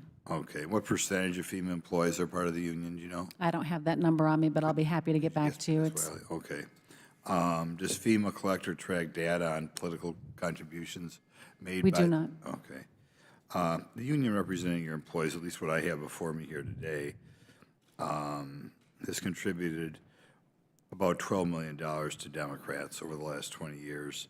Last 3 cycles, 93% to Democrats, 96% to Democrats, again, 96% to Democrats. And these contributions go where you'd expect: Senate Majority PAC, DCCC, and President Biden himself. It raises a question. When you have a group of employees or somebody representing employees that is so overwhelmingly slanted to helping one party as opposed to the other party, is it possible that that overwhelming bias slips into some decisions that are being made by your employees? unions are not part of our FEMA control, and employees have the option to choose to join them or not.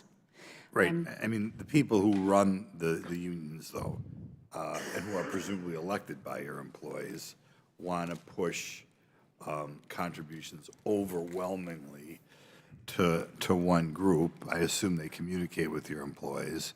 Is this something that possibly concerns you, or is this why we're perhaps here today and that a couple of your employees seem to believe their responsibility was to use their government job to help one group of people rather than the other group of people?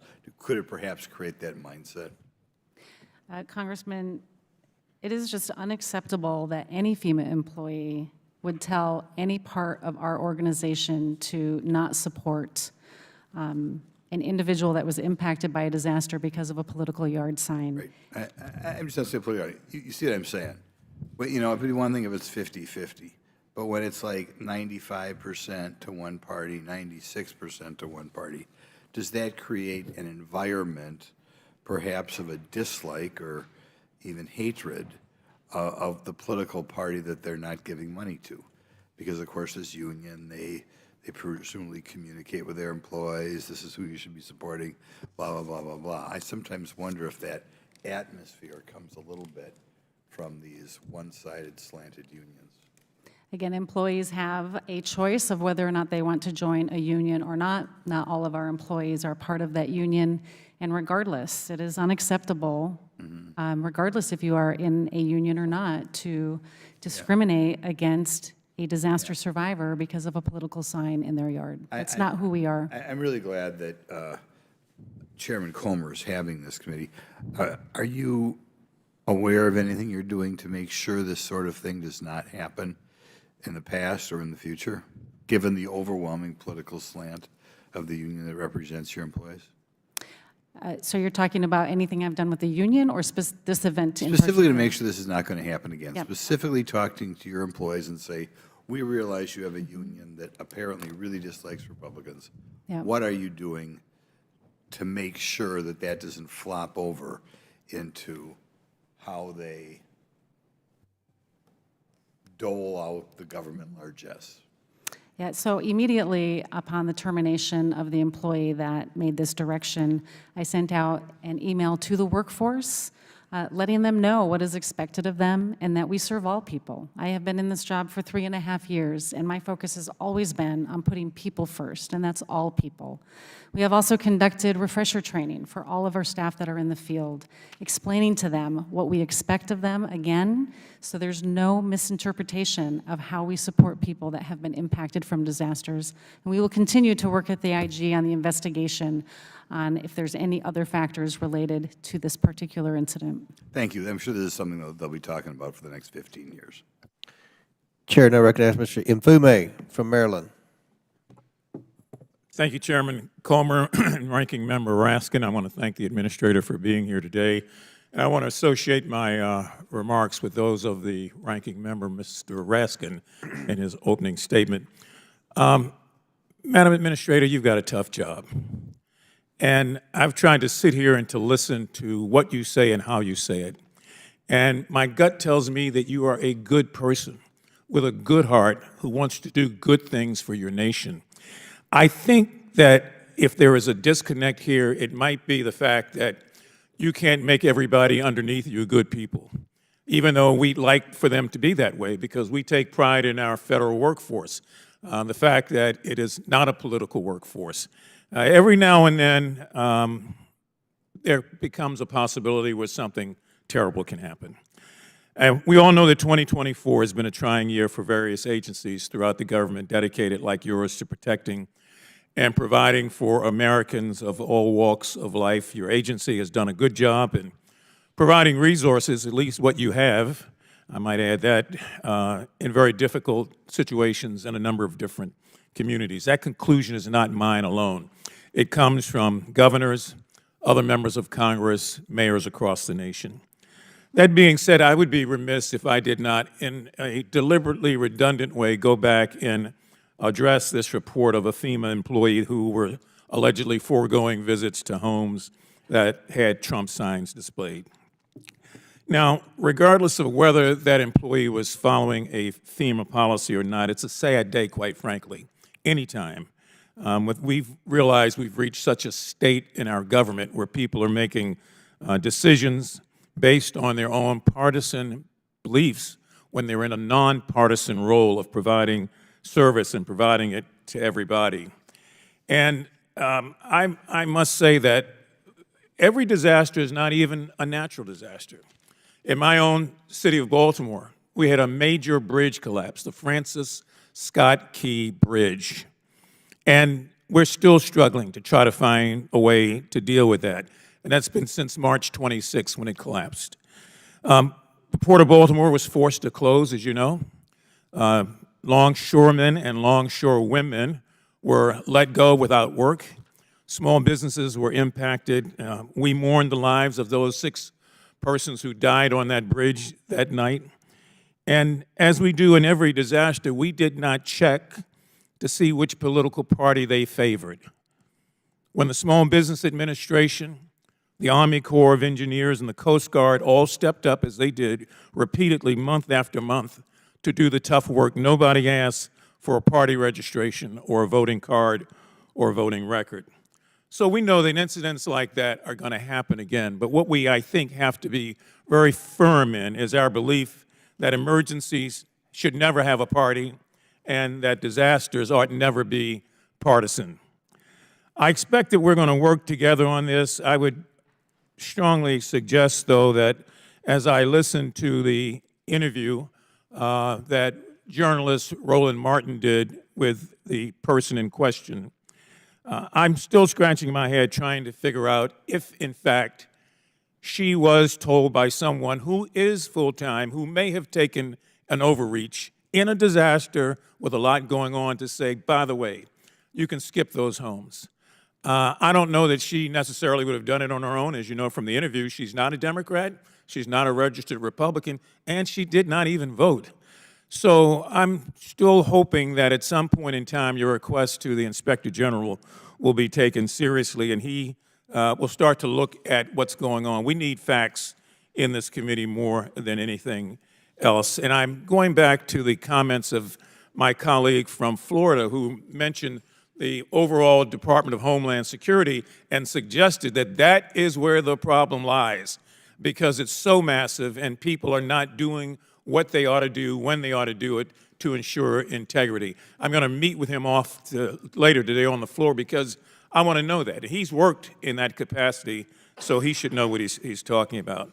So I would just hope that as we move forward here, to the extent that you can provide this committee and all the members of this committee with additional details, that would be helpful. I'd like very much to know what the IG's response to you is going to be.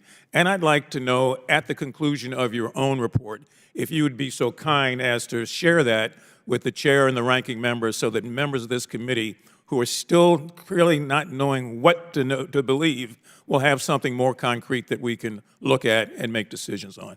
Thank you for your time, Mr. Chair. I yield back. Chair now recognizes Mr. Cloud from Texas. Thank you, Chair, and thank you, Administrator, for being here. The Chair had asked, how long does it take to recover from these? And I represent a district that was devastated by Harvey. And it was just a few months ago that we were still at a press conference at a ribbon cutting for something, a project that we had worked with FEMA to help bring recovery to. So obviously our hearts and minds go out to all those devastated in these past 2 hurricanes and what those communities and the families are going through right now. I wanted to ask you about, Representative Donalds mentioned that Ms. Washington says that she thinks this isn't an isolated incident.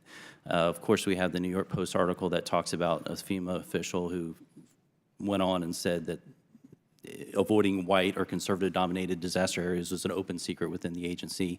You state that there's nothing in the policy that, you know, and I will say I've been in enough of these, and that's the expected answer from any administrator. Of course, it's not in the policy. It's from our standpoint, it's not the policy that we're concerned with.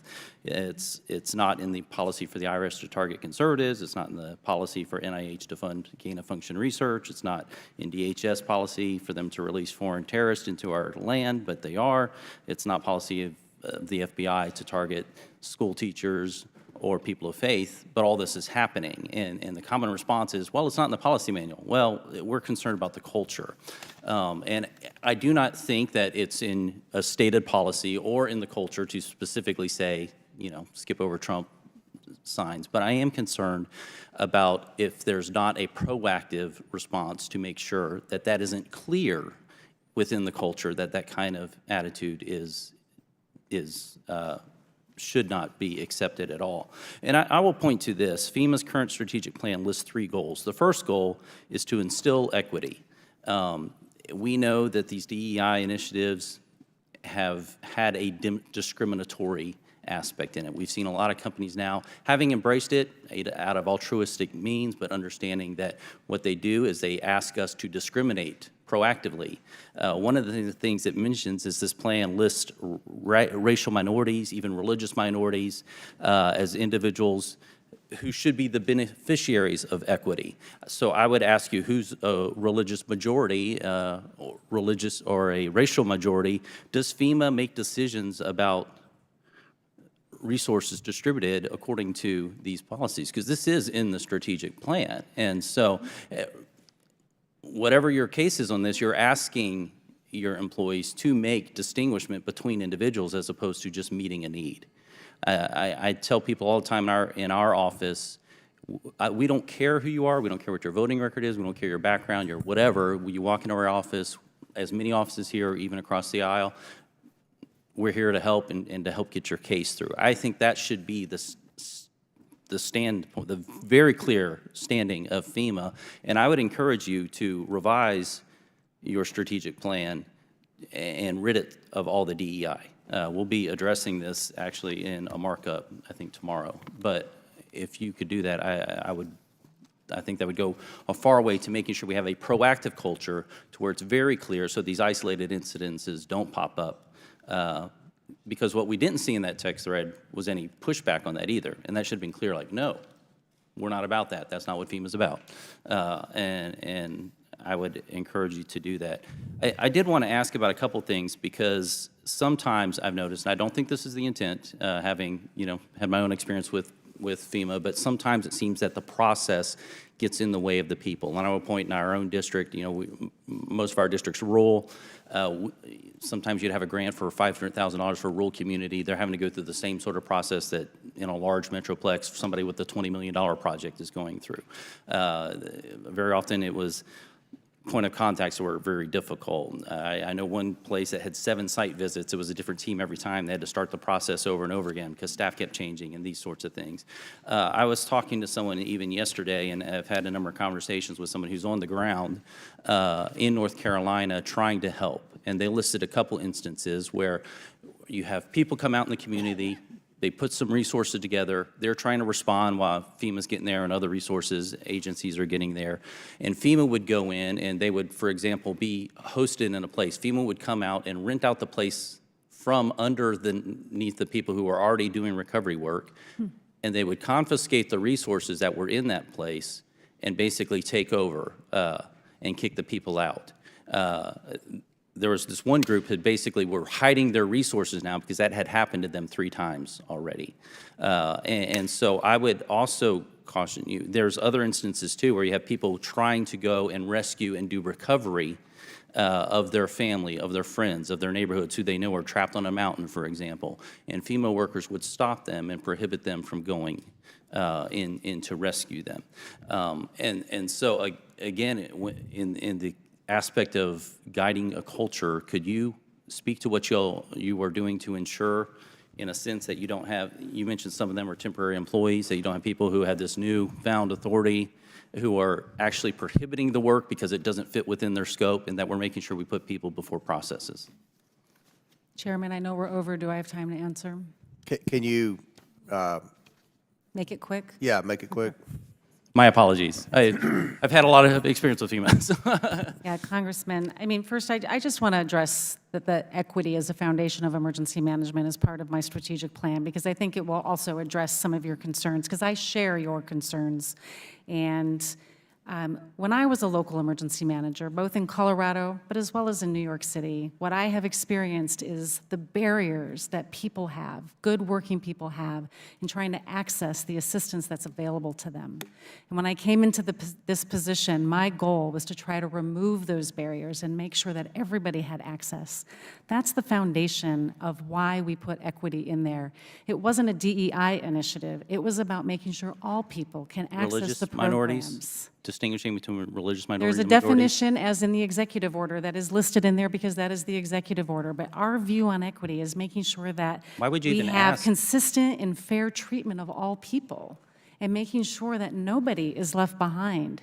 That has been our goal, and we have made transformational changes in our own policies and our regulations to help assist more people. And we've been able to provide more aid in the last 3 years because of these changes, because we focused on making sure that there were no barriers I'm that going we haven't before. gentleman's time's gone way over. Chair now recognizes Ms. Ocasio-Cortez from New York.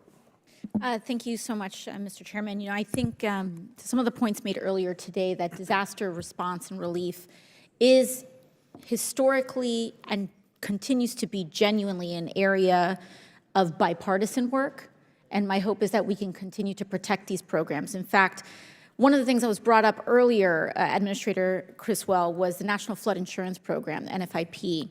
I'd previously served several terms on the Financial Services Committee, which also has jurisdiction over the authorizations around the National Flood Insurance Program. And a lot of people don't know that the maps for the NFIP and what is considered a flood zone or not are tied to flood maps from before the federal government even acknowledged that climate change is real. And so we are allocating flood insurance from before these areas became flood zones that are now flood zones. And so historically, there's been a great deal of Republican resistance to updating these maps. My hope is that we can do that now. But I wanted to move a little bit into your work and what we're seeing now in the current information environment, especially after a disaster. Administrator Criswell, recently in North Carolina and with these storms and hurricanes that have hit this year, there have been very large-scale moments of disinformation regarding FEMA, correct? Yes, ma'am. One of those that I've just seen is this idea that, and I'm going to ask you if this is true or not, and I apologize that I even have to ask you some of these things, but I think it's important for the American people to see in a setting like this, where we have to swear to tell the truth, that we see officially on the record that these things are not true. The first being that the suggestion that FEMA assistance was only a $750 loan that would have to be paid back, and if not, FEMA would seize the homes of everyday people who may not be able to make that back in such a catastrophic moment. Is that correct? That is completely inaccurate. Completely false, correct? But was it in your assessment, and did you see lots of people believing this on the ground or in the field? I was on the ground for over 3 weeks in North Carolina, and I did hear from people on the ground asking me, is this real or is this not real? Another one that I also saw very widely circulated, that FEMA did not have enough money to provide relief services because that allocation of funds went to either undocumented immigrants, aid to Ukraine, or even aid to the Israeli government. Is that correct, that FEMA's funds were allocated away to those causes? Completely inaccurate. Completely false. On the record, completely false, correct? Correct. And other things that we've seen as well, that it's standing policy for FEMA to politically discriminate. We know that that's not true, correct? Correct. And there was an incident we see, but that individual was fired and that this is not a policy at scale, correct? Correct. Now, we know that these are important pieces, very large and influential pieces of disinformation, but I want to talk about the harm of that. Because if you are a FEMA worker canvassing door to door, you need to knock on people's doors and see what help they need, correct? Yes. Now, I know, as someone who's a target of large amounts of misinformation and disinformation, people will sometimes, and I genuinely want to separate this from a partisan accusation, but it is very important to say that if someone thinks that a FEMA official is coming to their house to take their house away, that's a situation that could be escalatory or potentially become violent over something that's not true, correct? Correct. I mean, I've had people that have come to me in an escalatory way because they've believed something about me on the internet that was completely false. And that's just me, let alone an anonymous FEMA official who does not have the same level of resources to be able to combat that kind of misinformation. And then on top of that, when people do believe these kinds of things, what is the harm to the communities that then get convinced of these mistruths? I think, Congresswoman, one of the best stories that I can share with you was when I was in Chimney Rock, North Carolina, and I was talking to the leadership there. And Chimney Rock is the area where there were accusations that there were physical threats to our FEMA staff, where we temporarily moved all of our staff into fixed locations. When I talked to that leadership team there, they said, this is not who we are. This is looking bad on my community. Tourists may not want to come visit my community, but let alone we need your help. The people in this community need to register for assistance, and now we have to make sure that they understand that the government is there to help them and encourage them to apply for assistance so they can start their road to recovery.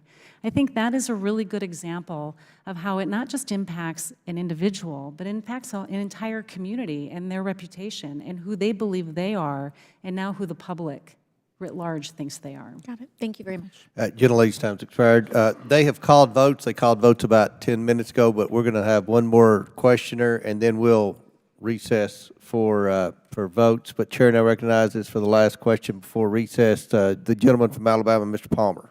Thank you, Mr. Chairman. This hearing has been all over the place, from climate change to politics to somewhat on the issue at hand.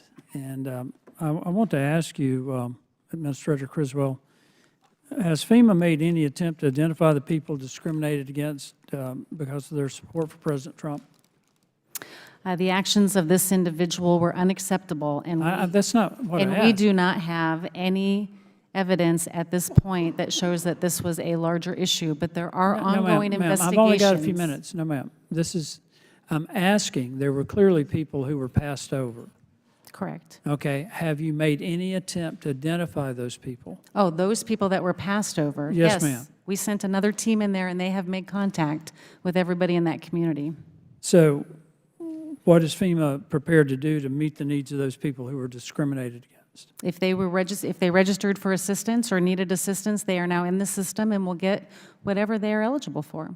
Okay. And those are people who have applied that notified you that they were passed over, or did you discover them by other means? When we looked at the records from this employee's team and found the homes that were skipped, we sent a team in there to contact all of those homes. I can't tell you if they all applied for assistance. I don't know that they all needed assistance, but we at least gave them the opportunity. Okay, thank you. This is not the first time, though, that FEMA's had an issue with discrimination, because for years FEMA discriminated against houses of worship. It wasn't until a lawsuit was brought by 3 churches in Texas and 2 synagogues in Florida that this stopped. Are you aware of that? I am not familiar with the lawsuit that you're mentioning. Are you aware that that FEMA has had an issue with interacting with religious groups and I am not. churches? I think it's an unfortunate part of FEMA's history. And it seems that I can understand why there's a built-in political bias for FEMA employees in Washington, because only about 6.5% voted of the vote for president, and the Washington, D.C. went to Trump. But I want to ask you something else, and I want to go back to the questions that Congressman Jordan asked, Chairman Jordan asked, and that those people who were on that chat group that witnessed the directive to volunteers, I'm not sure you gave a satisfactory answer as to whether or not you've contacted those people and what information you've gotten from them. Have you tried to do that? As I said before, I have not personally talked to them, but there are ongoing investigations. So will you state for the record that the investigators are contacting those people to get their information? The investigators should be contacting them, and if they haven't, I will ensure it. If you maintain that FEMA took swift and satisfactory action after Mrs. Washington's team's message, why do you think the whistleblower felt compelled to reveal her message to the public? I can't speak on behalf of the whistleblower. I know that I was made aware of the situation on November 7th. I received confirmation that this text message had been sent on November 9th, and I directed her termination. It was not acceptable behavior. It is not how we want to treat people. I understand what you're saying publicly, but what matters is what you're doing in the investigation, what you're doing privately to clean this up, and to create a culture of respect for all people. And I really don't care if they're Republican or Democrat. I don't care their religious affiliations. I think the role of FEMA is to provide aid when necessary. And I just want to be sure that there's substantial proof that you can offer the American people today that taxpayers who pay their hard-earned dollars to provide for these disaster response resources will not face future political discrimination from FEMA. Can you give us absolute assurance of that? Congressman, we are here to help all people. I know, but you didn't. And I can assure you I that we will understand, take but you- action you did against not do anyone who has not followed our core values of compassion, fairness, integrity, and respect. We Well, treat everybody the same. We're- Everybody is eligible for assistance. We're counting on you doing that. And I would like to identify with Mr. Moskowitz. I thought that his perspective on the need to reorganize FEMA and Homeland Security was spot on. With that, Mr. Chairman, I yield back. Gentleman yields back. Pursuant to the previous order, the chair declares the committee in recess. Subject to the call of the chair, we plan to reconvene 10 minutes after the conclusion of votes, so the committee stands in recess.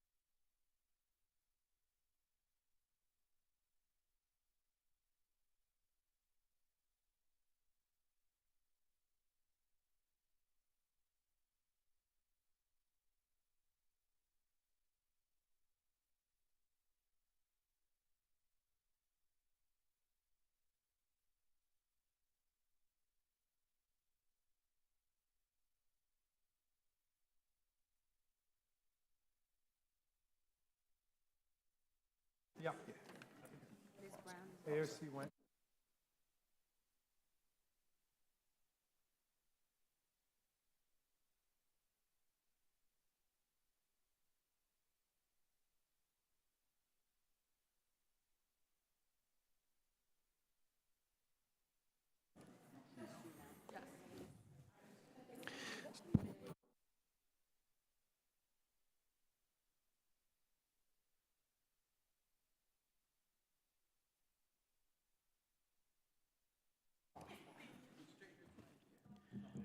Is it House Administration? Yeah, they control holidays. Okay. Do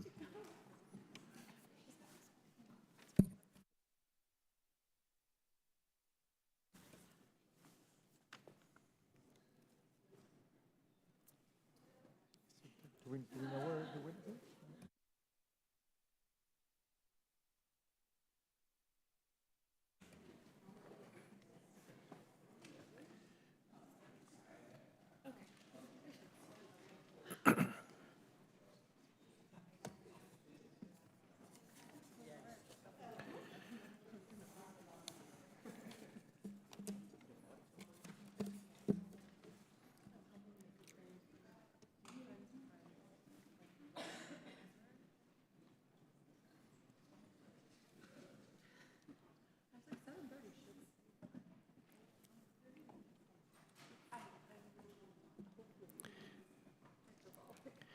The committee will come back to order. Before I recognize Ms. Brown, I want to make this statement that during the recess for votes, my staff made contact with a new whistleblower who provided a credible account that a FEMA contractor visited the home of an elderly disabled veteran's family around October 10th following Hurricane Helene. While there, the FEMA contractor recommended that the family remove Trump campaign materials and signs from both their house and their yard. He warned the family that his FEMA supervisors do not take kindly to Trump supporters and that they seem as domestic terrorists. The elderly homeowners were so frightened by this and afraid that they would not recover their loss that they removed all Trump materials and signs. Nevertheless, FEMA has not returned to their residence. This took place not in Florida, but in Georgia. Administrator, we're happy to provide you with more information on this, but we and the American people want to know what FEMA is doing to ensure that political discrimination is not dictating how the American people are receiving aid following a disaster. Mr. Chairman, will you share the information with the minority as well so we can follow up on that? Thank you. Absolutely. All right, now, Chair recognizes Ms. Brown. Thank you, Mr. Chairman. This hearing has shown us why it is so important for our federal officials to remain unbiased, nonpartisan, and committed to helping every single American under their mandate. The work of the Federal Emergency Management Agency is critical and will become even more important as we continue to experience more severe weather events because of climate change. Just this year in Northeast Ohio, we experienced severe drought, extreme heat, flash floods, and destructive tornadoes, all of which took place in the span of just 1 month. I am very thankful that no deaths occurred as a result, but the destruction from these storms and climate events continue to be felt in my district and every district across the country. We are grateful for the assistance that FEMA provided, helping to assess the damage and get Northeast Ohio back on its feet. As my colleagues have said, storms and other disaster events have no political party, and they do not discriminate. They don't care if you live in a blue state, a red state, or a purple state. That is why FEMA and all of our federal agencies must remain fiercely nonpartisan. So, Administrator Criswell, can you speak to how FEMA accomplishes its mission and goals in a nonpartisan way, and why doing so is so important? Congresswoman, the work that we do, again, our mission statement of helping people before, during, and after disasters is so critical, and especially, as you mentioned, in a time when we are seeing an increase in the number of severe weather events across the United States. These weather events are becoming more complex, creating additional challenges for people across the country to recover from these events. We have to support everybody that's been impacted by this, and it is one of the reasons why I have been so determined throughout my time here to remove as many barriers to accessing our programs as possible, like the recent changes to our individual assistance program, which has been transformational, the biggest changes that we've done in probably 20 years to open up more assistance for people across the United States that have been impacted. We have to help these people get back on their road to recovery, and that's what FEMA does. We jumpstart that recovery. And can you tell us why public confidence in your mission is critical to the safety and well-being of the American public? There is nothing more important than trust. We have to have the trust of the American people. We have to have trust of the communities, the leaders that we are there to serve. We work for the governor. We work for those local communities. These disasters start and end with them, and we are there to support them, and we have to have that trust. That is why we embed people side by side with the governor's team, with community leaders' teams, so we know what issues are going on, what the challenges their communities are facing, so we can move resources into those communities to help meet those needs. Thank you. Now, it's unfortunate we've seen extremist conspiracy theories regarding FEMA's disaster response. Can you please speak to how this harmful and inaccurate rhetoric undermines your agency's mission to provide support to Americans impacted by disaster, regardless of party affiliation or anything else? Yeah, the amount of misinformation, Congresswoman, that we have seen throughout this event has really been at a whole new level. But this is something that FEMA has experienced since it was instituted in 1979. And we need to be able to reach people where they are at to help them on their road to recovery. And we do this in a number of ways. We can translate information into their native language. We can reach out to local faith-based organizations, trusted leaders in the community to help them reach out to people that have been impacted so they know that the information they're getting is accurate and that they can and should apply for assistance with FEMA. Thank you for that. And this is how our essential federal agencies should continue to operate, unaffected by partisan politics and above political interference. I'm very glad that this is something we are in agreement on today and look forward to it continuing into the future. And with that, I yield back. Gentlelady yields back. Chair recognizes Mr. Sessions from Texas.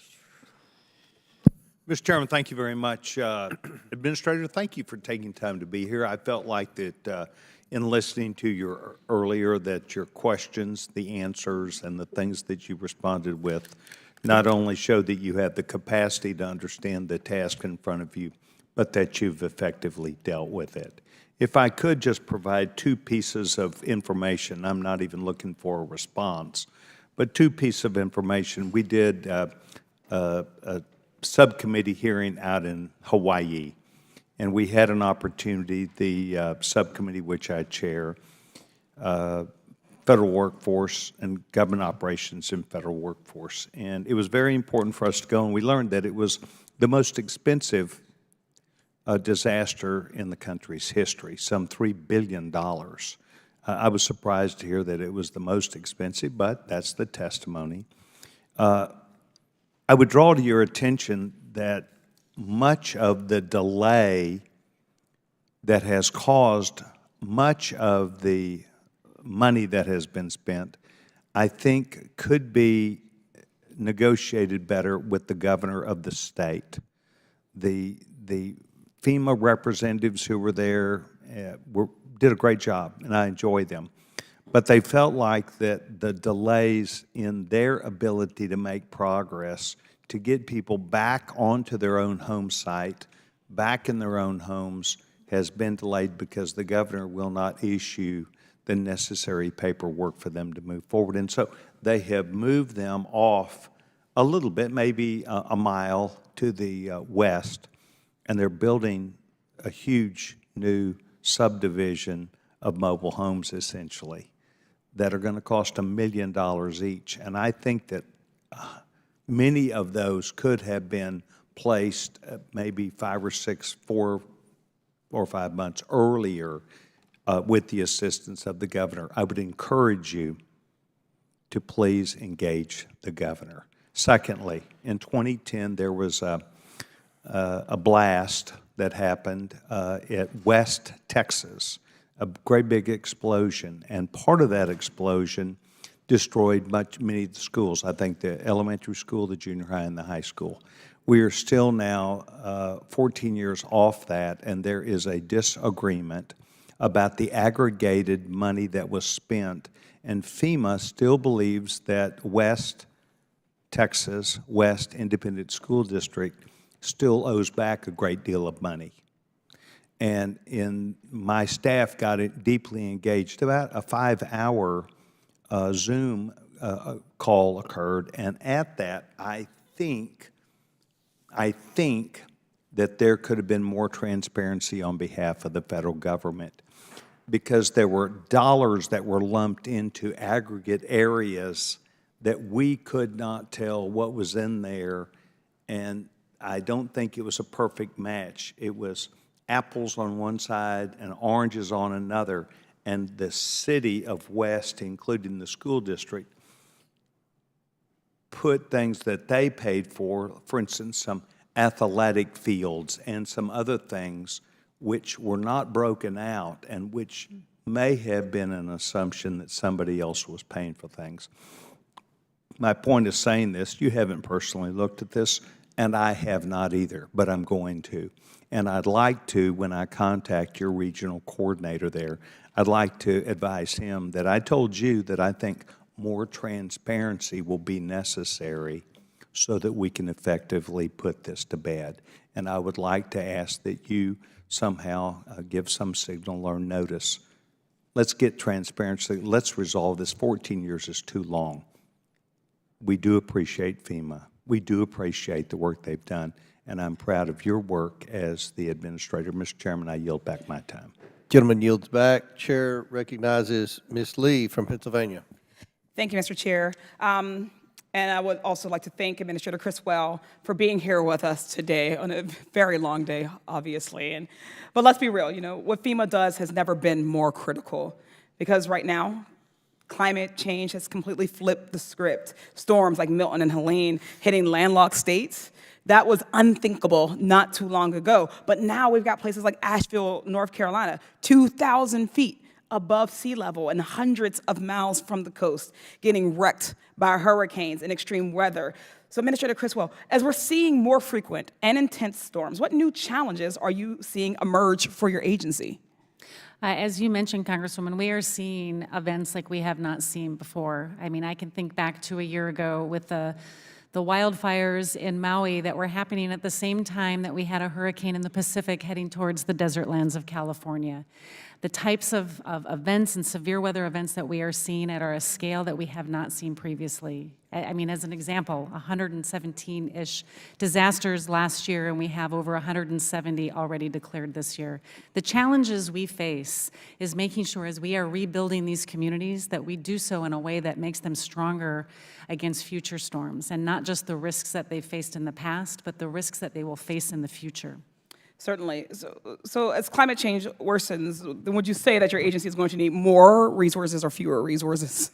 I think we will definitely need more resources to be able to keep up with the pacing demand of the events that we've been responding to. Certainly. It doesn't take a genius to figure that one out. More disasters in more areas mean more help will be needed. The climate crisis is here. Pretending that it doesn't exist or that it won't get worse only harms the people that we have been sent to this body to represent. For the sake of not only my constituents, but people all over the country who may face natural disasters they've never even thought to prepare for, I hope that we can all come together to give the American people the help that they deserve. That means making sure that FEMA is fully funded and that they are serving all survivors of natural disasters. So let's be honest about what's happening here today. My Republican colleagues want to cherry pick this incident and sensationalize it. Well, the reality is that for decades, there has been different treatment by FEMA, for instance, towards Black and brown communities. Hurricanes Katrina, Maria, Ida, Florence, Harvey, we all saw communities of color served last or not at all. And those are difficult to discuss, but important. Several reports and investigations confirmed what those of us who are part of those communities already knew, that white disaster victims were helped first and with more money than black people of color, even when the damage was the same. Rather than fixate on a single incident, this committee should be working to ensure that the entire system is equitable for all Americans and that we're building on the work of the administration to make that so. With that said, while we're reflecting and analyzing our disaster response, I'd like to ask you, Administrator Criswell, what has FEMA done to ensure that all communities, particularly the most marginalized, are being fully served? How has there been improvements since previous storms where we have seen critiques or even difficulties in administering service? You know, I have served as a local emergency manager, and I understand what it is like to be a customer of FEMA. I have seen people within my own communities that have had a hard time accessing the programs. One of the first things that I did was change some of our policies to ensure that we understand everybody's unique needs. For example, we know that many homeowners in all parts of the country don't have traditional mortgages or traditional deeds to their homes, and so we expanded the types of documentation that we accept from people so they can access our programs. These are the kind of barriers that were affecting people everywhere, and we wanted to make sure that everyone that was impacted by a disaster could access our programs with minimal amount of barriers. Those are the changes that we've made. We continue to make more. There's more work to do. Certainly, but those are such critical steps that we've seen results from. So we thank you for that. I don't think it can be stressed enough how important FEMA is going to be in the years to come. The climate crisis means recognizing that we're about to see weather events we've just never expected. Hurricanes ravaging inland communities, uncontrollable wildfires, as you've mentioned, across more areas of the country, uncontrollable tornadoes, floods, severe storms that are upending lives. Every dollar not invested in FEMA now is just going to burn us in the years to come. When communities are level, it costs more money to fix. We have no choice but to invest if we don't want to see communities completely erased after climate catastrophes. I agree with my colleagues across the aisle that partisanship has no place in distributing government services and aid, neither does race or socioeconomic status. That being said, as more and more of our constituents are affected by increasing natural disasters, it's more important than ever that we maintain that same commitment to nonpartisan distribution of aid in the coming years. I thank you again for joining us and for your testimony today, and I yield back. Chair now recognizes Mr. Burchett from Tennessee. Thank you, Mr. Chairman. Ms. Criswell, there seems to be a huge discrepancy in federal cost share between different states. And if I had a map, I could show, well, there it is up there on there. Why is East Tennessee only granted 45 days of 100% federal cost share? Well, it seems like parts of North Carolina, as you can see, were granted 180 days of the 100% federal cost share. The cost share requests for each of the states were granted based on the governor's request. The governor. So when I go to Governor Bill Lee, he's going to tell me that was what he requested. That was the governor's initial request. He has since then requested an additional amount of time, and that's currently under review. Okay. We'd be very appreciative if you could help with that. Why is there a political border between Tennessee and North Carolina determining the federal cost share? Does that fall back on the governors, or is that something that you all do? I mean, it just seems like if you got a loss, you know, why should it stop at the border if obviously the devastation is in North Carolina and then the water came down through there and just wiped out parts of Tennessee as well? Presidential disaster declarations are based by statute on individual states, and then everything that goes with that, to include cost share, is based on the request from the governor as well as the overall capacity and needs of that state. Okay. When would the governor's review be finalized? We plan to have that review done in the next several weeks. Okay. If it's done in the next several weeks, won't that delay the cleanup by these companies? No, it should not delay it. This is only about a cost share. So the work to continue to remove debris or to stabilize critical infrastructure should and needs to continue, and then we will continue to reimburse states on the work that they have done. Okay. Is North Carolina eligible for 180 days of federal cost share due to the severity of the disaster, or is it just that goes back just to the governor what they were asking? In North Carolina's case, the governor did ask for 180 days, and based on the severity and magnitude of the disaster and the scale of the impacts across western North Carolina, it was determined that that was an appropriate request. Okay. What documentation do you require to reimburse disaster victims for temporary shelter? For individuals themselves or for states that covered sheltering costs? Individuals. So if an individual has experienced costs related to evacuating their area either pre-landfall or during a disaster, they are eligible for a number of different programs. They can get rental assistance, and that can be determined just by applying for FEMA additional assistance. But if they need continuing rental assistance, they will have to show receipts that they are continuing to pay for rent. Every case is going to be specific and unique to each individual, and we work with them on a case-by-case basis. The lady who been alluded to many times, I believe her name, the FEMA employee, the name was Marnie Washington, if I'm correct, who gave the order to discriminate against Trump supporters. Who was her supervisor? And was the supervisor disciplined, or was it just totally taken as a individual action? At this point, the unacceptable behavior of this FEMA crew lead, this individual person, has led to my direction to have her terminated. We are conducting ongoing investigations, and we will continue to provide any necessary disciplinary action as necessary. We have also engaged the Inspector General to assist us and provide their own independent investigation. Was this person's supervisor investigated as well? This is an ongoing investigation, and everybody that has been involved in that incident will be part of that investigation. When do you expect that to be finalized? Is there any way to tell? I think it's too early to tell an exact time frame, especially since we want to bring in the Inspector General to conduct their own investigation. Okay. What documents do illegal migrants need for shelter? I'm not an immigration agency. I would have to defer you to DHS. So they don't come to you all and say, when they apply for FEMA, they don't do that? Only legal citizens can get additional assistance from FEMA. There are a number of ways that they can do that, and it's all described in statute. Okay. Secretary Mayorkas uses authority under Title V of the 2024 Appropriations Bill to shift funds from the migrant program to disaster relief programs. How do you plan to restore the faith in FEMA after that occurred? Can you repeat that question, sir? Well, I'm going to run out of time, if that's all right, Mr. Chairman. Has Secretary Mayorkas used his authority under Title V of the 2024 Appropriations Bill to shift funds from migrant programs to disaster relief programs?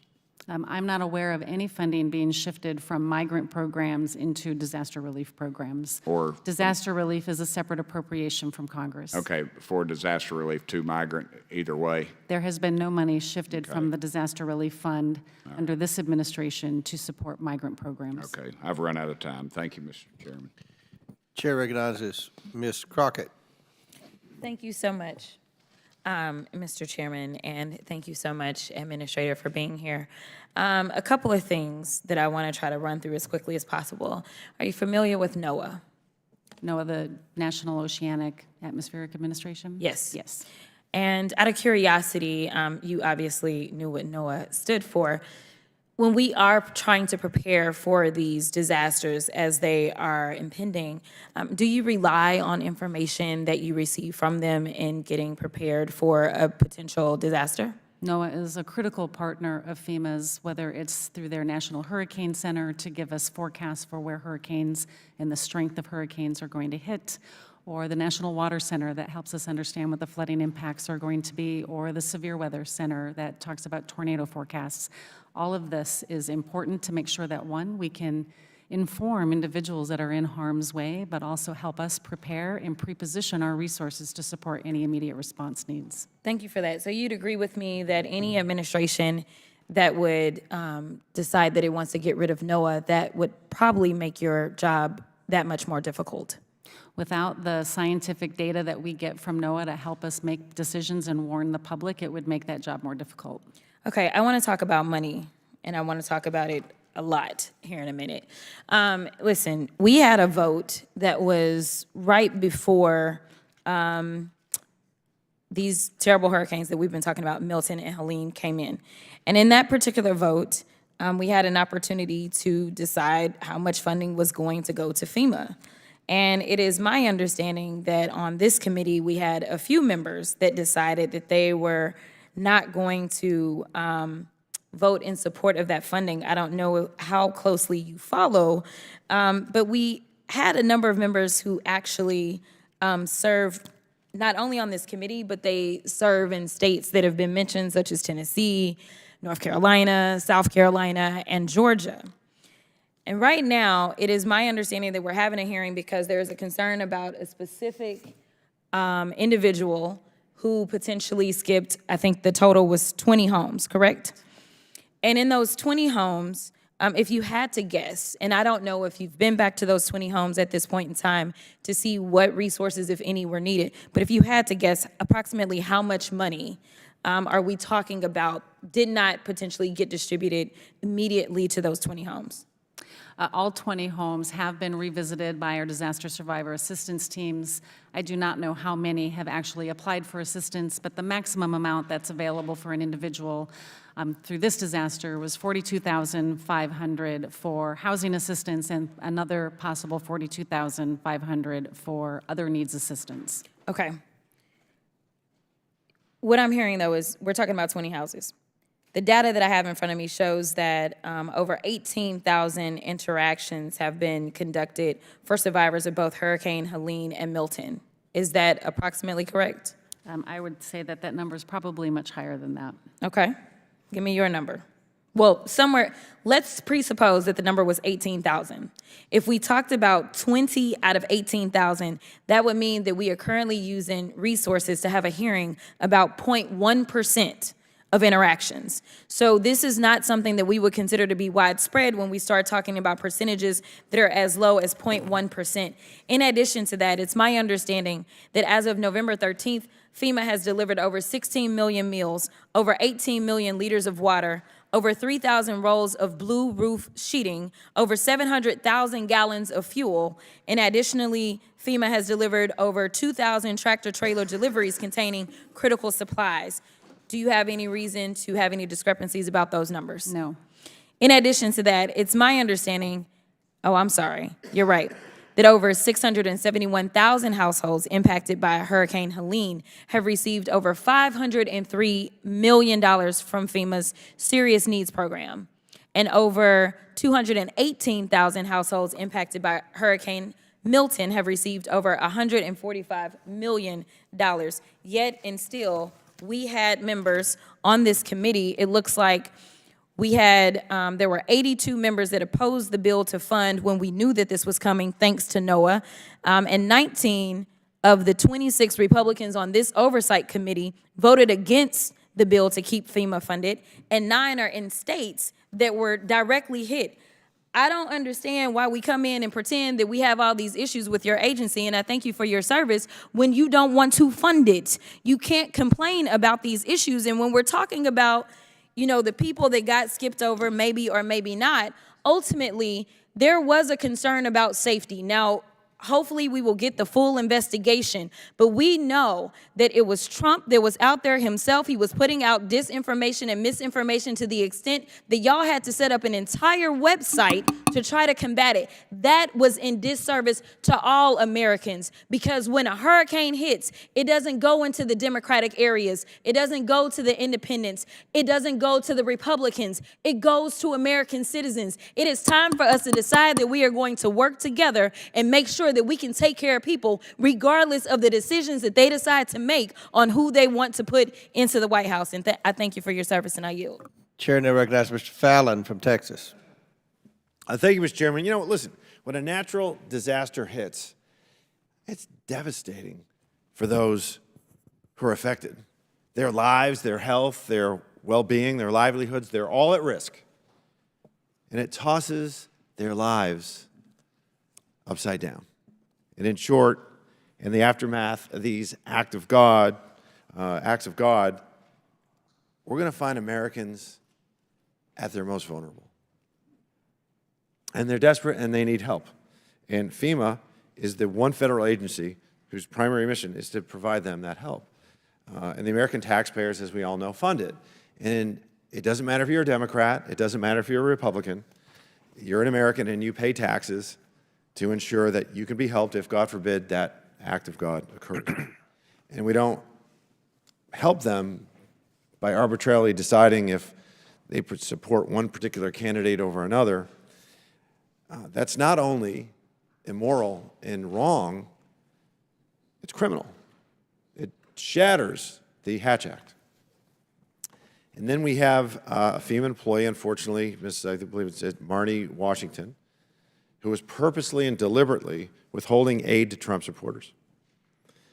She's going to avoid those homes that had Trump signs. Director, fair to say that you were horrified when you learned of that? It is completely unacceptable, and it was heartbreaking to hear that anybody that was impacted by this disaster potentially did not get the assistance they needed. So would you say that it was an isolated incident? At this time, I have seen no other evidence that goes beyond Ms. Washington, but this is under continuing investigation. So it wasn't systemic. You don't feel it was systemic? I understand the reports that this employee is making. However, the evidence that has been presented to me does not show that this is a widespread problem, but I want to be certain that this is not a widespread Ms. Washington disagreed, of course, and she said that she'd been scapegoated and that the FEMA, the agency, prioritizes avoidance and de-escalation in situations where some employees may feel unsafe, like, according to her, urban areas where there might be unleashed dogs. And, I mean, the thing that gets me about that is, Director, you don't think that a Trump sign poses a danger akin to a runaway dog, right? Of course not. I mean, that's ridiculous. And Trump supporters certainly shouldn't be compared to or treated like unleashed dogs, nor should anybody, even somebody that supported Ms. Harris for president. And so to determine whether or not this is systemic and this is imbued into the fabric of the agency or not, would you agree that an independent investigation should be called for? Absolutely. And I think it was Representative Perry, and you had a discussion about that today. Was that right?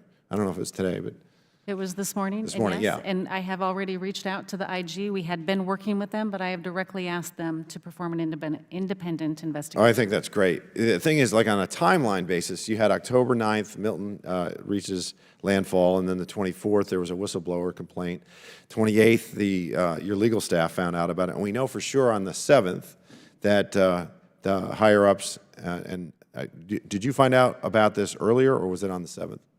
I was in North Carolina on November 7th when it was brought to my attention that we had this potential issue. I asked my team to look into it and get me additional information. They presented me the written text of this employee, and then I directed the termination. Okay, so did they present you the written text on the 7th?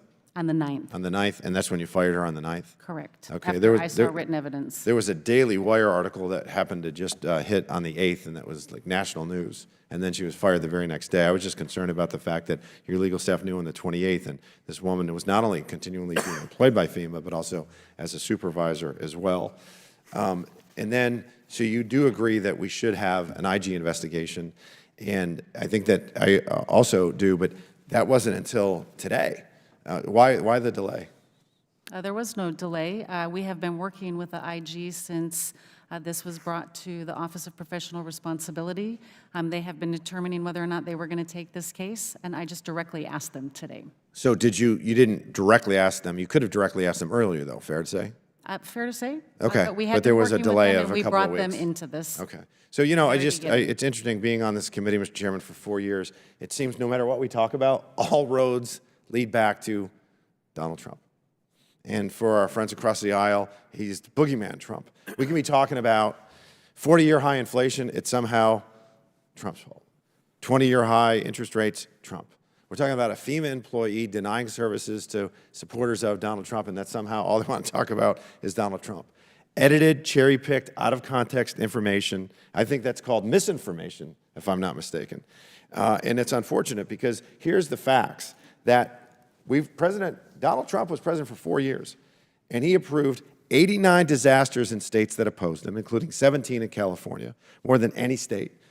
More than 80% of the disaster requests that President Trump denied came from governors of states he won in 2016.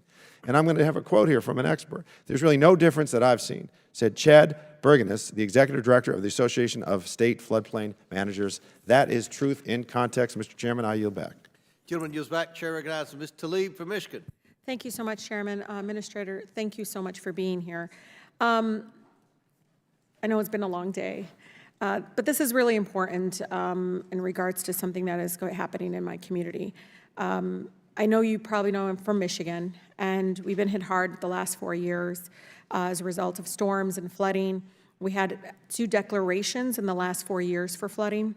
Many of my residents, still currently struggle with ongoing emotional toll, as well as the cost of flood damage, which they have yet to be able to recover to this day.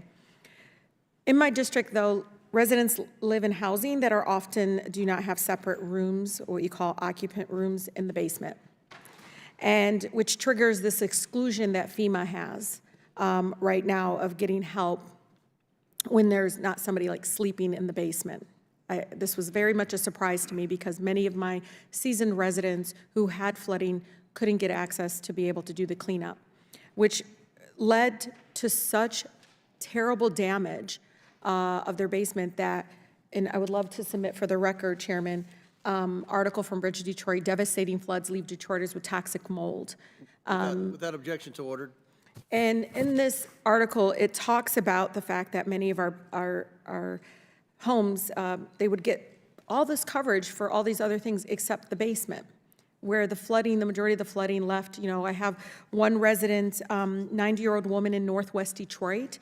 If you walk into her home these days, especially at this time of the year, you'll feel cool air right coming from her kitchen to the living room. She'll tell you that 6 months has passed since the last FEMA declared flood, and your heart sinks because she has no, literally resulting from the damage of the basement, drainage issues, no hot water, rising problems related to the mold, and a broken furnace, right? And we're helping her as quickly as possible to try to see if there's any other community-based organizations. But the question then comes to my team and I is, why is this an exclusion? And would FEMA be open to working with members of Congress in a bipartisan way? Because Michigan, we got basements. And we need to be able to have some sort of a remedy that it can be a livable home. Toxic mold is dangerous for any age, but especially my seasoned residents who do not, they're on fixed income, they do not have the resources to take care of that. Congresswoman, the programs that we have in our individual assistance program, one, do not replace insurance. And when somebody is underinsured or uninsured, they do have access to FEMA financial assistance through our housing programs.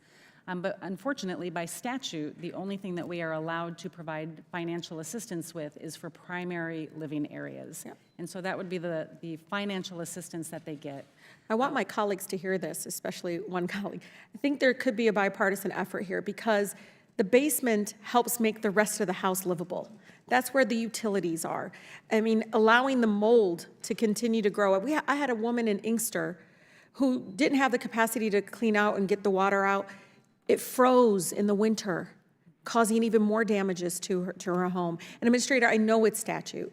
I just wanted my colleagues to understand it. Also, Mr. Chair, for the record, to submit after the flood article, again, continue to talk about the growing issue of flood and storms that are coming in throughout, I think, Michigan, again, impacted by the lack of, again, FEMA being able to cover or just be able to provide some sort of assistance for basements. And Congresswoman, we would be happy to partner with you and provide technical drafting assistance. But right now, as you mentioned and as I mentioned, we are limited by statute on what we can provide financial assistance for. But we also work with our partners then. That's I know. where the SBA comes in. And SBA is so hard. You want to tell one of my seasoned residents to get a loan from the Small Business Administration, they'll roll your eyes, probably never talk to me again. I can't do that to them. Even when I tell them they'll work with you, thinking about even a lien on their home, they just don't want to go through that process. The other thing, Administrator, I think is really important. I want to know, and please get back to me, in those 2 declarations in Michigan, what was the rate of denial? Because I had to go through so many appeals with our families to get them the help that they needed from FEMA. And I thought to myself, we're just denying folks. And then later, months later, but it takes so much effort to, again, get somebody to respond, help the family get the submission to appeal, and they actually get approved. But the initial denial, I just feel like we could be preventing that initial denial because it's devastating for a family. Some do not even know to call their member of Congress for help. We would be happy to get you that information, and I'll just add that, it frustrates me equally as much that the way our current system, the platform works, sends these letters out so quickly, when all we need to do often is get one additional piece of information. It's something that It's we like a have receipt or something. prioritized Yeah, just tell the in trying to residents. work on it. We got to work on that, because denying them, they walk away and they don't even try again. I understand. And I go to my town halls, I go to different places, and they'll say, well, FEMA denied me. And I said, did you try appealing? What do you mean? How do I do that? Again, I think we need a better process, because our families we shouldn't be, look, we're a public government entity. We shouldn't act like the for-profit insurance companies. We should be better at this. We should move with much, much more compassion. Thank you. Chair now recognizes Mr. Timmons from South Carolina. Thank you, Mr. Chairman. I want to thank Administrator Criswell for being here. You've been here a long time today. It's about 6 o'clock. This is what, your 7th, 8th hour. We appreciate you being here to answer these questions. I don't think any of us believe that you are responsible for the conduct of some of the employees and or leadership. Who knows? We're going to get to the bottom of that, but I just appreciate you being here today. You've gotten a lot of the same questions all day, and I'm going to talk about something a little bit different. I'm going to talk about the media and how it responded to this incident. So on September 30th, President Trump posts on X about reports of FEMA not helping Republican areas, stating, quote, "I don't like the reports that I'm getting about the federal government going out of their way to not help people in Republican areas." And, you know, President Trump posts this on social media, and the mainstream media, quite frankly, lost their mind. So let's just go over some of the responses. October 1st, here we have MSNBC. What kind of would-be leader lies about a deadly natural disaster? When it comes to Donald Trump and Hurricane Helene, it's not a rhetorical question. Then we have New York Times. The former president falsely accused the Biden administration of neglecting areas that had voted for Republicans. Then we go to CNN. Trump cites baseless reports about anti-Republican bias in the North Carolina response. And then finally, Vox on October 8th. Trump falsely suggested that the federal government is purposely neglecting areas with Republican voters, but none of these claims are true. So it seems that at least one of them was true, and possibly more. You know, Miss Washington was fired allegedly for not providing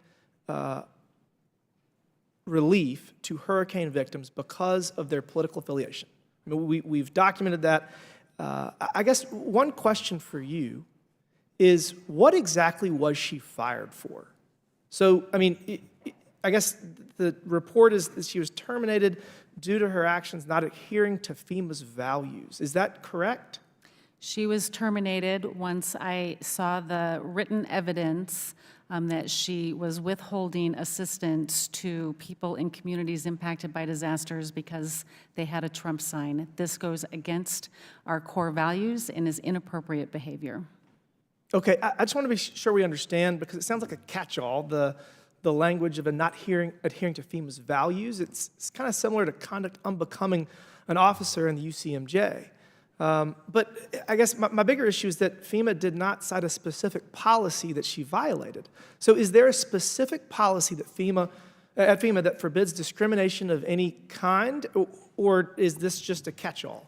We definitely have policies that prohibit the discrimination of anybody, whether it's the delivery of our disaster programs or the delivery of our grant programs that support communities to be better prepared for the severe weather events that they're experiencing.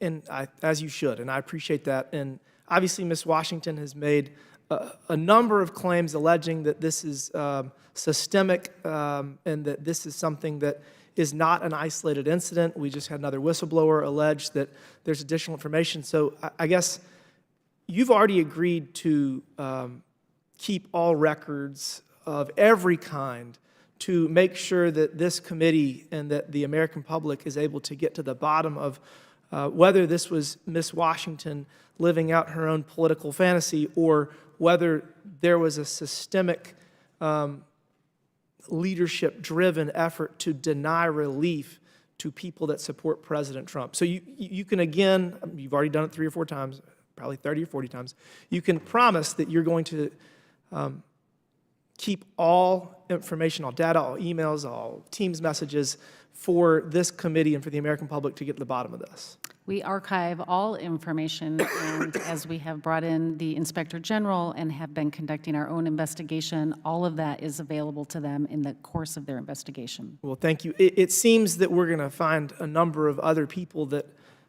have engaged in similar behavior, and I can promise we will get to the bottom of all of it after January 20th. So, I mean, you know, anybody that has engaged in this behavior at FEMA, I would encourage them to get their resume ready and find new jobs, because a new day is coming. And with that, Mr. Chairman, I yield back. Gentleman yields back. Chair recognizes Ms. Stansberry from New Mexico. Thank you, Mr. Chairman. Thank you, Administrator. I know it's been a very long day, and actually I'm grateful for the commentary that was made just before I began this opportunity to ask some questions and talk about today's hearing, because I think it's important to emphasize the statements that were just made, that a new day is coming on January 20th. And for any of you who are listening at home, what they're referring to is the inauguration day, when the Trump administration comes in and begins their purge of civil servants. And the reason why I'm emphasizing that is because, yes, we're here to discuss a very serious matter.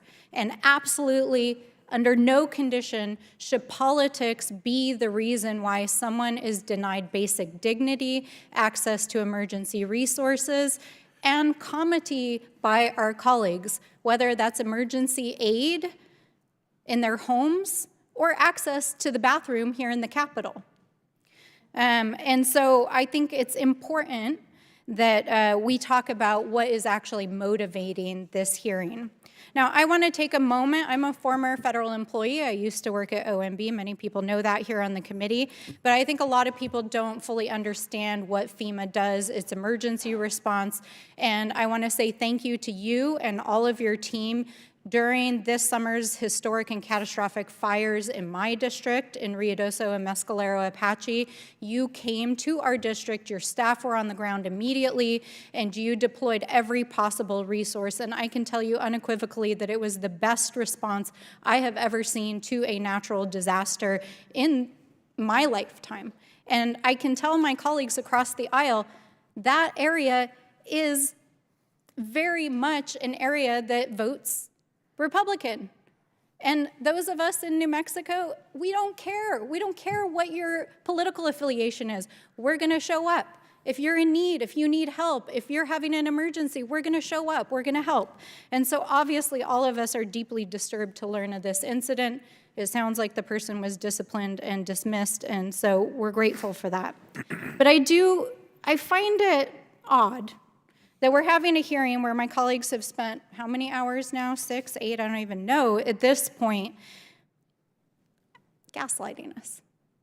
You know, like, here we are, we're having this hearing about an incident which is totally unacceptable, and yet the gentleman who's about to take office, the president-elect, deliberately and outspokenly withheld aid from his political rivals, from the state of California, from Puerto Rico, from communities that he knew did not vote for him. And so I just find it bizarre that we're even having this hearing. And one of the things that I do think is important to emphasize is that this single most impactful thing that happened during those 2 hurricanes that happened in the October timeframe was the disinformation that dissuaded people in emergency situations from going and getting individual aid in their homes.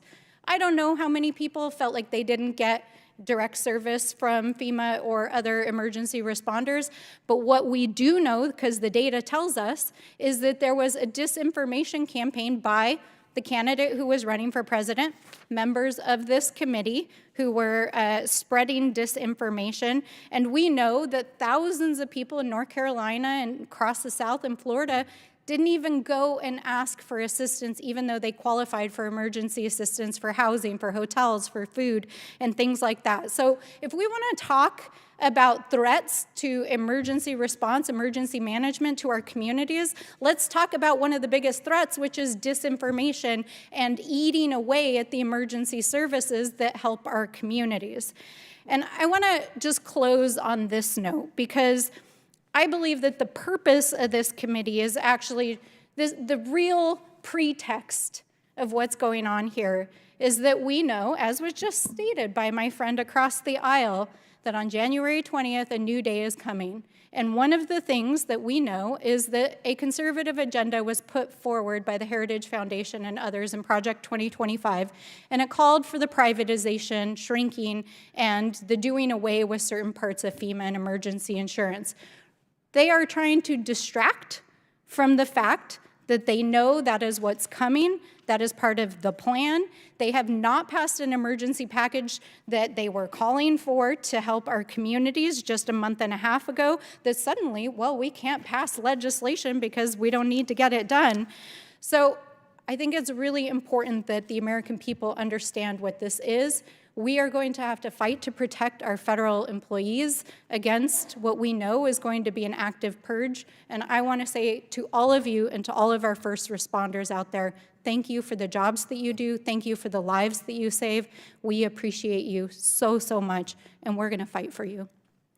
Chair now recognizes Ms. Green from Georgia. Thank you, Mr. Chairman. While Democrats are complaining about this lengthy hearing and about President Trump coming in and slashing and reducing the size of government, I just want to say let the purge begin, because there's people that are homeless right now in Western North Carolina, Eastern Tennessee, Georgia, and it's not, misinformation is not the most dangerous thing facing us. It's right now pretty much the federal government and the failure to the American people.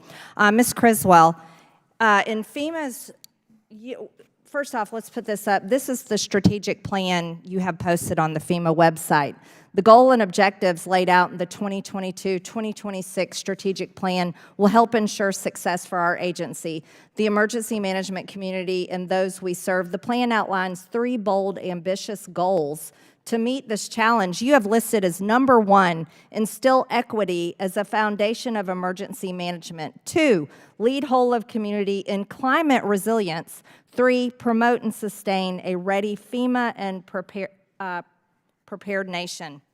Ms. Criswell, in FEMA's strategic plan document that you crafted, you say, and I quote, "We must instill equity as a foundation of emergency management. Systems that foster inequality serve no one, especially in times of crisis. We must recognize that disasters affect individuals and communities differently, commit ourselves to reducing barriers to access, and deliver equitable outcomes for all whom we serve." The document adds, underserved communities as well as specific identity groups often suffer disproportionately from disasters. However, thanks to whistleblowers that came out, we found out that Trump supporters were also suffering, apparently worse than others, because their homes were skipped over.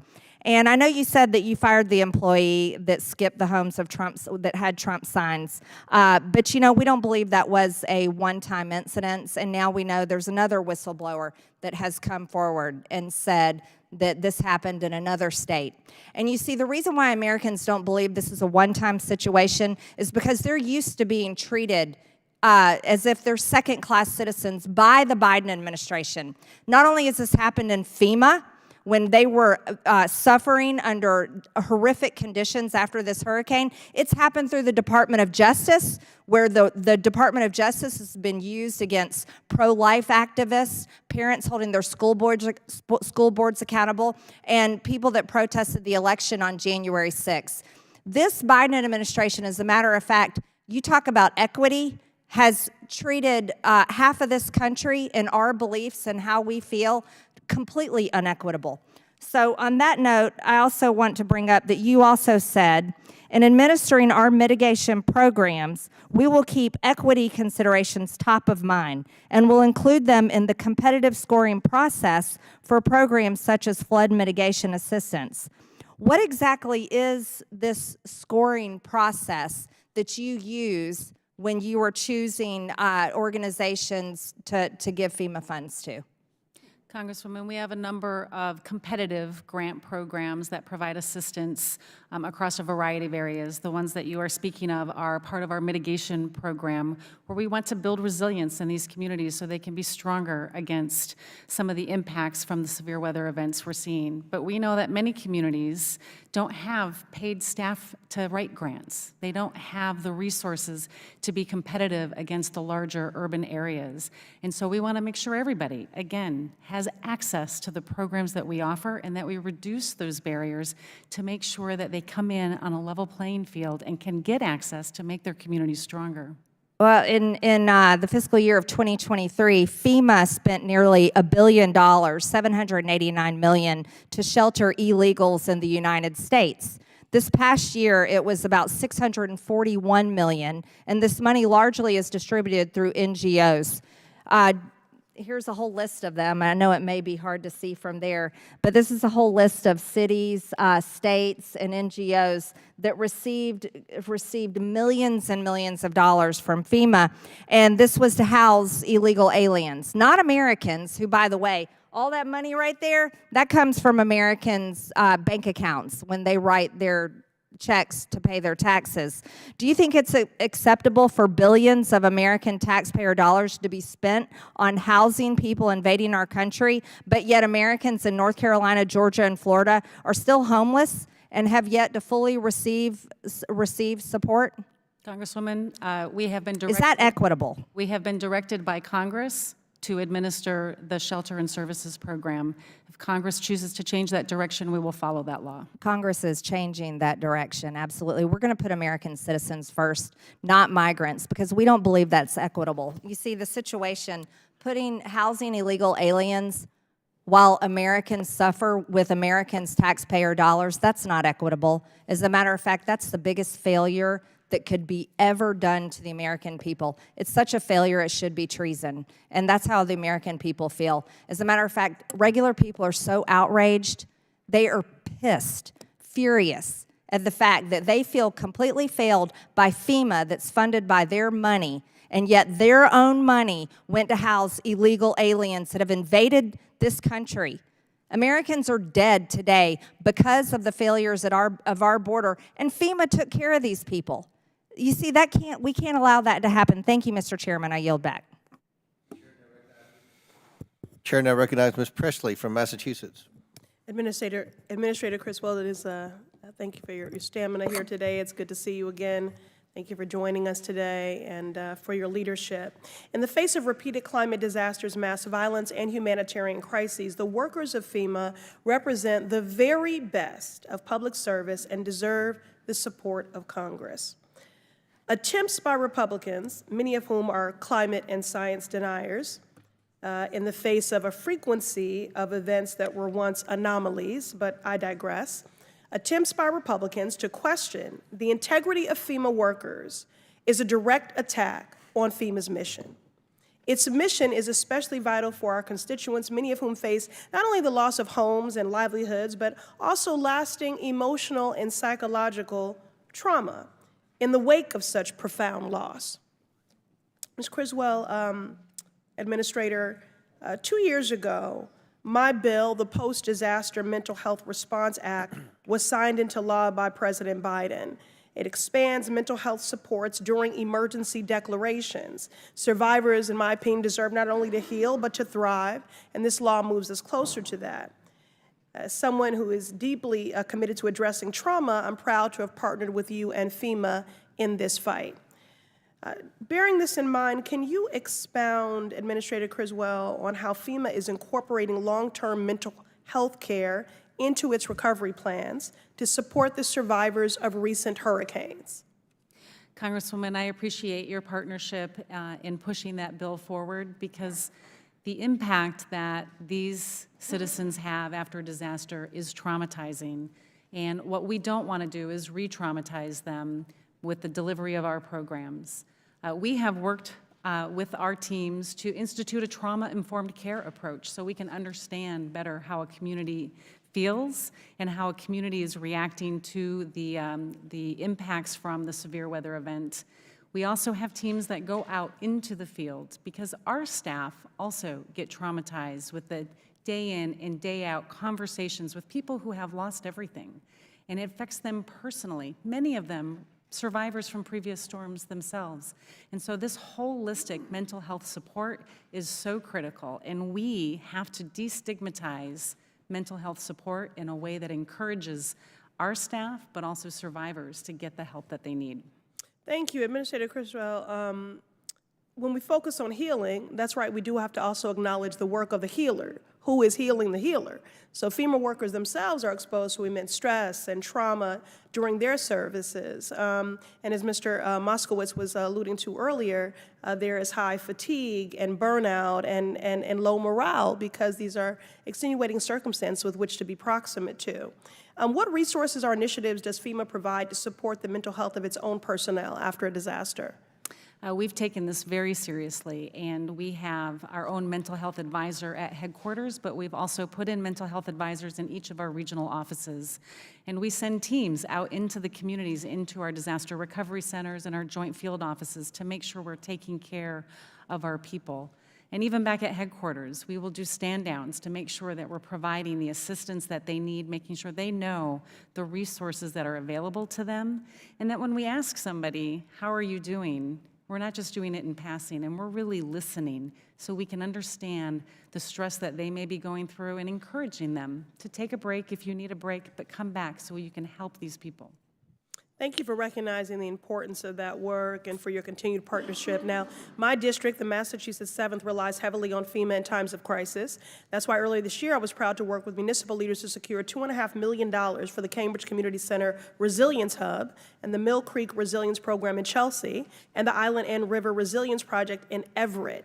Administrator Criswell, while I understand there are many priorities before the new administration steps in, can I have your commitment that FEMA will work to quickly get these funds to my district? And can you follow up with a point of contact I can connect with to follow through on this? Congresswoman, we'll certainly follow up with you on the status of those programs and see where they're at and what we can do to move them along. Thank you. Like every district represented in this hearing room, the Massachusetts 7th depends on FEMA's ability to do its job. We cannot turn the agency into a political game. Instead, we must ensure FEMA and its workers have the resources, respect, and public confidence they need to continue their work. Our constituents deserve nothing less. Thank you. I yield back. Chair now recognizes Ms. McLean. Before I recognize Ms. McLean, we want to publicly congratulate Ms. McLean for being elected the Majority Caucus Conference Chair. That's a big deal, a big high-ranking leader. We have an all-star cast of members in both parties, especially on our side of the aisle, so congratulations, Chairwoman. Oh, thank you. Thank you. Thank you. And we recognize you for 5 minutes. Thank you. I appreciate it. Thank you so much. There's been a pattern of discrimination, and I think from what I've listened to, you want to clean it up today, right? You don't approve of what happened. Neither side approves of what's happened. I mean, we've seen the weaponization of the Justice Department against President Trump, the Department of Education, investigate religious-affiliated universities, the DOJ and FBI targeted parents at school board meetings, blah, blah, blah. It goes on and on and on, right? And I think we all want to clean it up, right? Would you agree with that? Discrimination should never be tolerated. 100%. Appreciate that. Now there's a confirmed discrimination against conservatives at FEMA, right? So I just want to put up this timeline to make sure I have everything correct, right? October 22nd, verbal guidance was given by Ms. Washington to skip over, for lack of better words, Trump homes. Anybody that has a sign, a Trump sign. October 24th, the whistleblower comes forward. October 27th, the team's message that we've seen was sent out. 28th of October, the complaint received by FEMA's legal staff.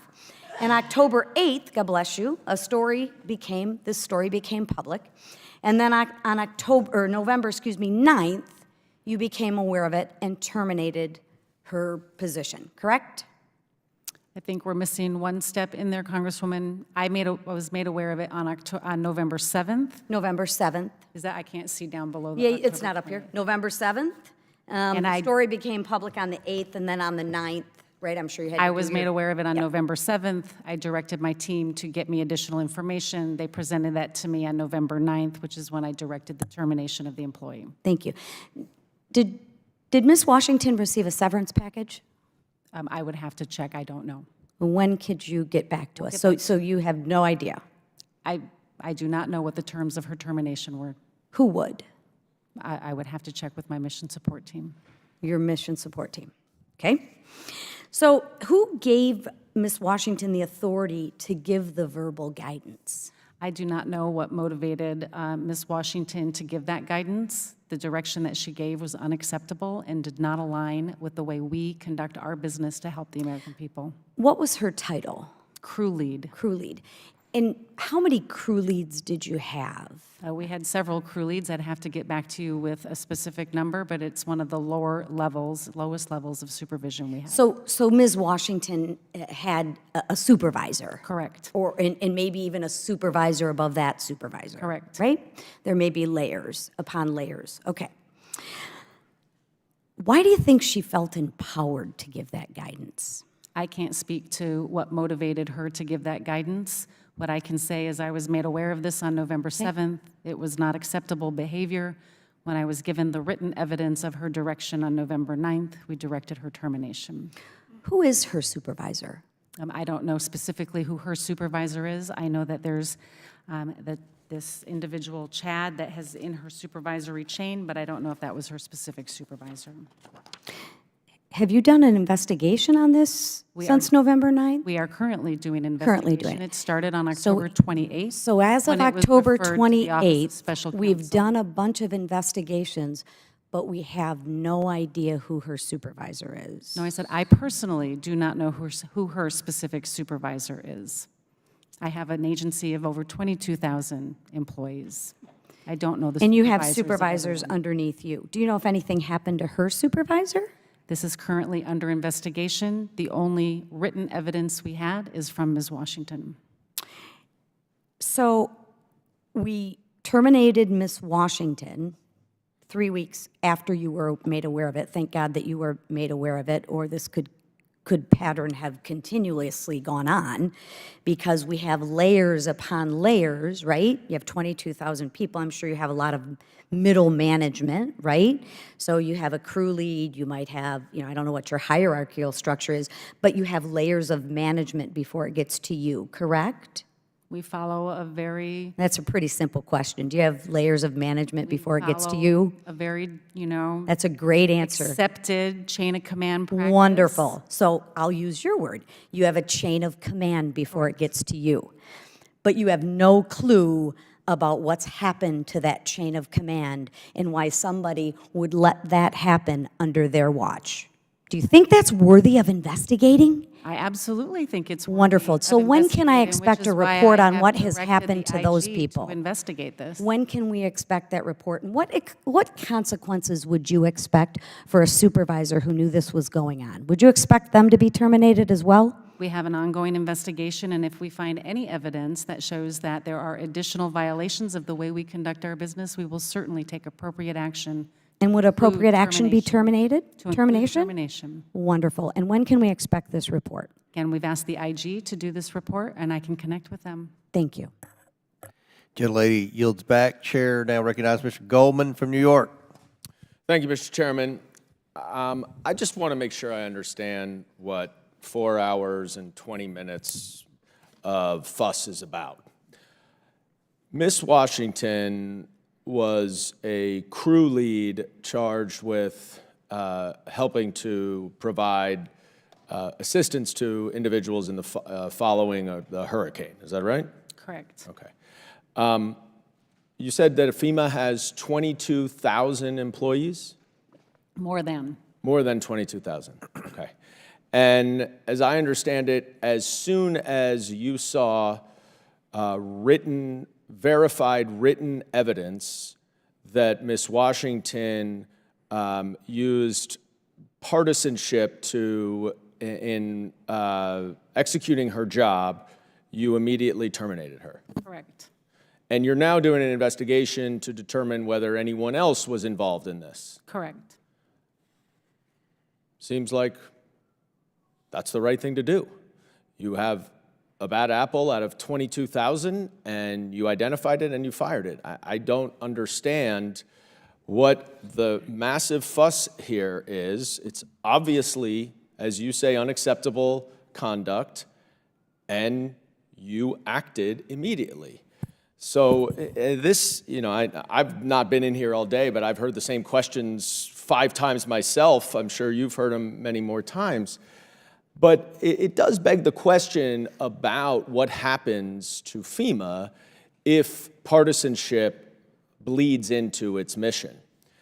And I want to bring up 2 examples from the last administration. Hurricane Maria, you may recall, in September of 2017, hit Puerto Rico, resulting in nearly 3,000 deaths. Donald Trump was president then, and he blocked the full release of the emergency assistance appropriated by Congress in 2018 and permitted only a small percentage of the money to go to the island. He insisted that Puerto Rico was not in need of that assistance and alleged that the death tolls had been politically inflated, quote, to make me look as bad as possible. In November of 2018, California suffered the most destructive and deadliest wildfire in the state's history. Donald Trump, according to his own former National Security Council staffer, refused to approve disaster aid because the state of California had a Democratic governor and did not vote for him. In fact, this former staffer had to go and pull out the voting records from Orange County where the fire was to show Donald Trump that Orange County had more supporters for Trump than the entire state of Iowa, so that he would ultimately release the funding. Now, that appears to me to inject partisanship in administering disaster relief. Is that your understanding of what I just recited to you, Ms. Criswell? I was not the FEMA administrator during that time, and I would not care to comment on that.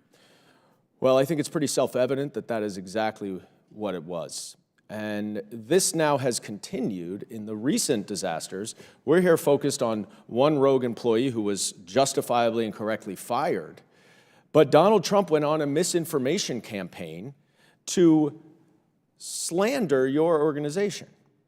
He at one point said that President Biden was sleeping and he was not responding to Georgia Governor Brian Kemp.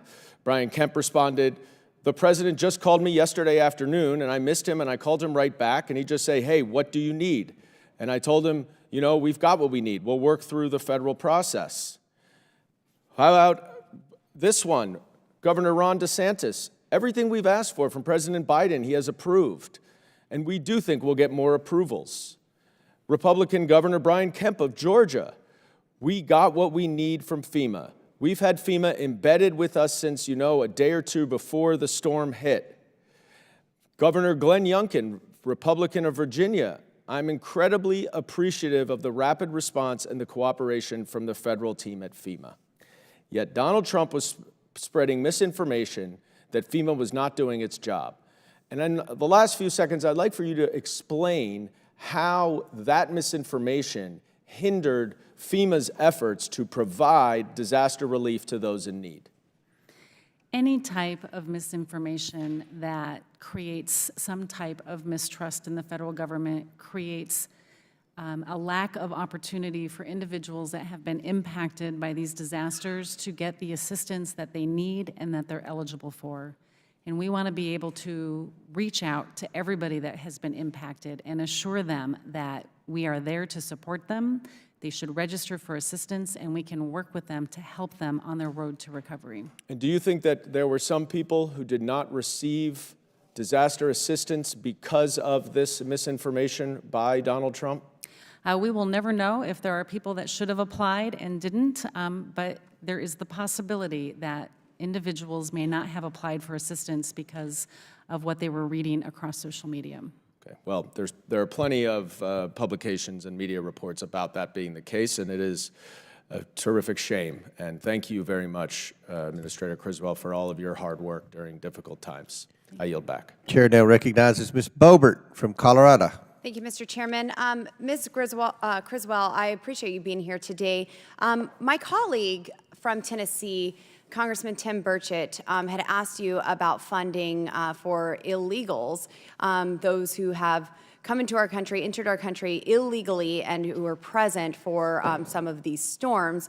And under oath, you stated that only American citizens could apply for additional funding through FEMA. Do you stand by that? American citizens and eligible legal aliens can. Legal aliens, those who have come through the ports of entry legally and have their green card or anything else. Well, we have illegal aliens who have entered our country, and FEMA itself has reported $380 million in additional funding to communities receiving migrants.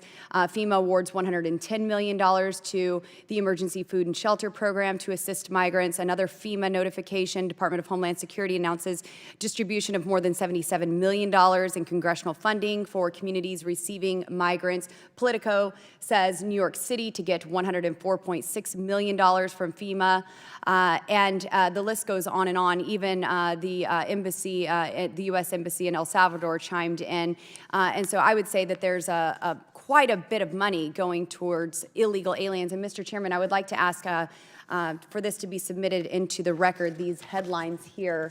Without objection, so ordered. Thank you, Mr. Chairman. Now, Ms. Criswell, we've heard that Ms. Washington said that she's being used as a scapegoat, and I kind of lean to believe that, because here today we have this list of chain of commands. We have supervisors who are all around her, yet we can't point to any specific supervisor who's being held accountable here. We've heard that there's an investigation. We hear about investigations all the time. Ms. Criswell, I have people sit here in front of this committee and tell us all about investigations, and then we never receive any information from that. We have seen the devastation of American citizens who have been impacted by these hurricanes, and they want answers. So is Ms. Washington being used as a scapegoat for carrying out the directive to not go to homes with Trump signs? I received information on November 7th that there was an employee that had directed homes with Trump signs be avoided. And you terminated her, but are there others who are going to be held accountable? Now let me ask you this, okay, you have the investigation that's been asked of you. What are you going to do to preserve this investigation and ensure that it continues in the next administration? We will fully cooperate with the IG if they choose to take on this investigation. It has also been elevated to the Office of Special Counsel. And in this sorry, my time is running out. And in this internal investigation or outside, if you never find anyone who's actually culpable for this, are you going to take any blame? We are conducting ongoing investigations. Are you going to take any blame if no one is found? If no one is found? If we find anyone that has been violating the way we deliver assistance, I'll move on. I'm sorry, you're not answering my question directly. So this is a culture that the Biden administration has allowed to cultivate as, and I believe that you are a part of this, as FEMA. And I would hope that you would take responsibility for allowing your employees to discriminate those who they help based on politics, rather than just dismissing it on an investigation. Now, are there barriers within FEMA between public and private partnerships or relationships, or is FEMA only focused on blocking resources from Trump supporters? Can private citizens help in an emergency? The actions of one individual are not representative of the way FEMA delivers its programs. Can FEMA work with private citizens in an emergency to get resources to American citizens? I think you would have to give me some specific examples of what you mean. So we have Elon Musk. He said, quote, "My blood is boiling." Mr. Chairman, I would like to submit for the record this article that was printed in regards to Elon Musk is being furious over FEMA blocking SpaceX engineers from Without objection, so ordered. So when Elon Musk is furious that he can't get Starlink delivered to folks, when I have Congressman Corey Mills, who has to deploy a mission team to bring 26 systems of Starlink to those who are suffering, when the missing persons list is 1,500 people before Starlink is brought to them by a sitting member of Congress, not by FEMA, and that number goes down to 600 once communication is able to begin, when a member of Congress has to bring 23,000 pounds of supplies, when Elon Musk is saying we want to get internet, we want to get connectivity and communication to citizens, we want to bring supplies, and yet FEMA is blocking supplies. FEMA is seizing supplies. When I have a senior high school student from Rifle, Colorado, Cody Wyatt, who is driving across country to get supplies because FEMA hasn't been seen in 11 days in North Carolina or in Pensacola, Florida, when they aren't present, can citizens help, or is FEMA going to continue to block private citizens and refuse to help those based on their political affiliation? FEMA has never blocked any assistance from moving around any of the states that were impacted. In fact, when Mr. Musk released that statement, we had over 70 Starlink satellite terminals in and around North Carolina, exceeding what he For had 11 already days, said. Congressman Corey Mills did not see a single FEMA representative or truck, and I have witnesses as well in Florida who did not see any help from FEMA for days. We I were would on like the there to ground be. before the disaster started.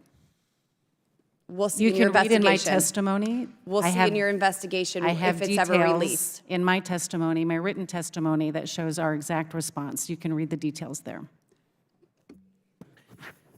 Before I recognize Mr. Burleson, ranking member has a unanimous consent request. Thank you, Mr. Chairman. 3 articles here from Reuters, an article dated October 23. Fact check, FEMA disaster funds not diverted to migrants by Biden administration. Washington Post, October 4, 2024. No, Biden did not take FEMA relief money to use on migrants, but Donald Trump did. And from Axios, an article dated August 27, 2019, entitled, Trump reallocates $155 million from FEMA disaster relief to fund ICE. And then finally, one other one, which is a FEMA press release from October 1, 2024, entitled, DHS announces $210 million of additional funds to protect faith-based institutions and nonprofits against targeted attacks. Thanks so much. Without objection to order, Chair recognizes Mr. Burleson from Missouri. Thank you, Chairman Comer and Ms. Criswell. Thank you for being here with us today. You know, the underlying facts behind why we're here has got me thinking about, how do we end up at this point? And I think it didn't happen overnight. This is not just one anecdotal story. This is a part of a long list of grievances that the American people have experienced.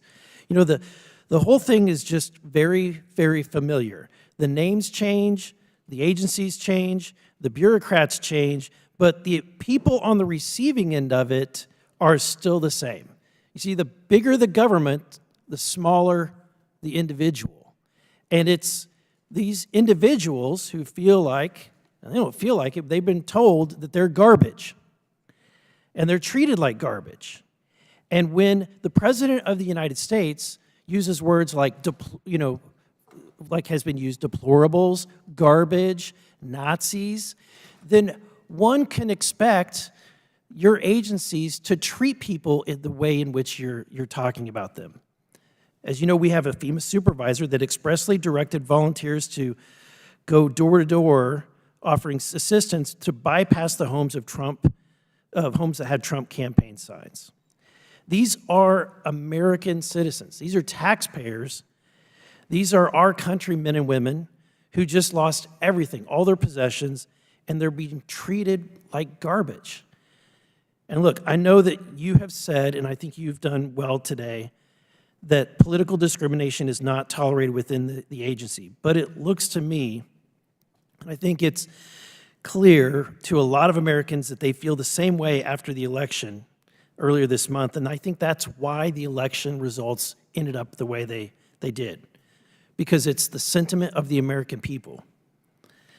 The guy who went through, because they feel like they can relate to the guy who went through all of what was clearly a weaponized prosecution for whether it's the Department of Justice. The American citizens see that while he's being attacked by the Department of Justice, they've been attacked. We had concerned parents at school board meetings labeled as terrorists. We had Catholics labeled as terrorists. We had excessive sentences handed out for pro-life activists, and we had the aggressive targeting of President Biden's political opponents while slow-walking the Hunter Biden criminal investigation. And this is not new, because during the Obama years, we had the IRS was used to target conservative groups.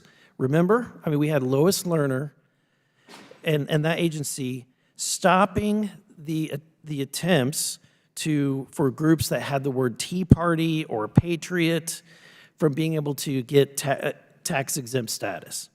Or how about during COVID, when the Biden administration pressured social media platforms to censor, quote, disinformation about COVID-19, including alternative treatment options, or their concerns were forced vaccinations, or if somebody had the idea that it leaked from a U.S. government-funded coronavirus lab in Wuhan rather than some animal in a wet market.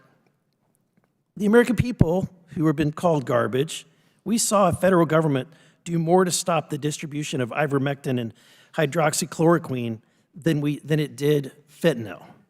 We saw all of these and more. We saw rent-a-riot campaigns like BLM and Antifa not being prosecuted for all of their fires and destruction, but yet when conservatives have a protest, it's called an insurrection.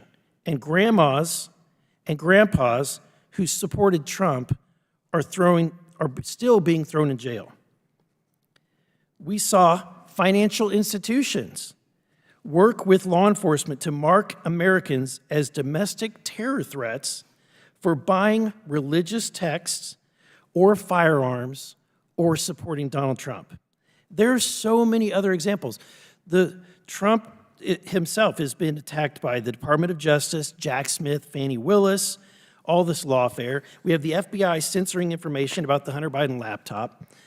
We have the Democratic Party laundering fraudulent Oppo research like the bogus Steele dossier to journalists and the intelligence agencies, all back them up, siding with a particular political party. The whole thing was so absurd and stupid, but again, this culture of political bias against conservatives and Trump is how this is cultivated. The American people want and they deserve their government to be nonpartisan. They want their government to be fair. They want justice to be blind. And they're frustrated when they see their government weaponized against them because they dare to support the guy who said, let's drain the swamp. And so this didn't happen overnight. It came from a long litany of events where some Americans were treated like garbage. And I can't wait for DOGE, the Department of Government Efficiency, to get in under the next administration and start making this government work more efficiently. Because this town does need a purge. This town needs an enema. And honestly, I can't wait. Thank you, Mr. Chairman. Gentleman yields back. Chair recognizes Mr. Higgins from Louisiana. Well, that was difficult testimony to follow. That's a tough act. Ms. Criswell, I thank you for being before us today.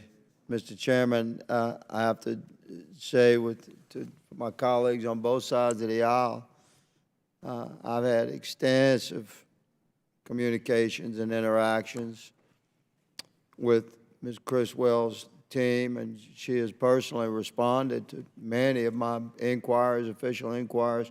We've worked through hundreds and hundreds of very complicated claims after Hurricanes Laura and Delta that hit the heart of my district in the middle of COVID. It was the worst thing you could possibly imagine. Very powerful hurricanes, a Category 5 and a Category 4, back-to-back, 1 month apart in the summer of 2020. It was incredibly difficult to respond to. And so I'm just going to say that through the course of the years, I've found that Ms. Criswell's team has been about as responsive as you can find any large bureaucracy anywhere in the world. And I would challenge any colleagues that would question the good lady's character, because I have found her character to be fine. She runs an organization that many of us are almost paid to hate, you know.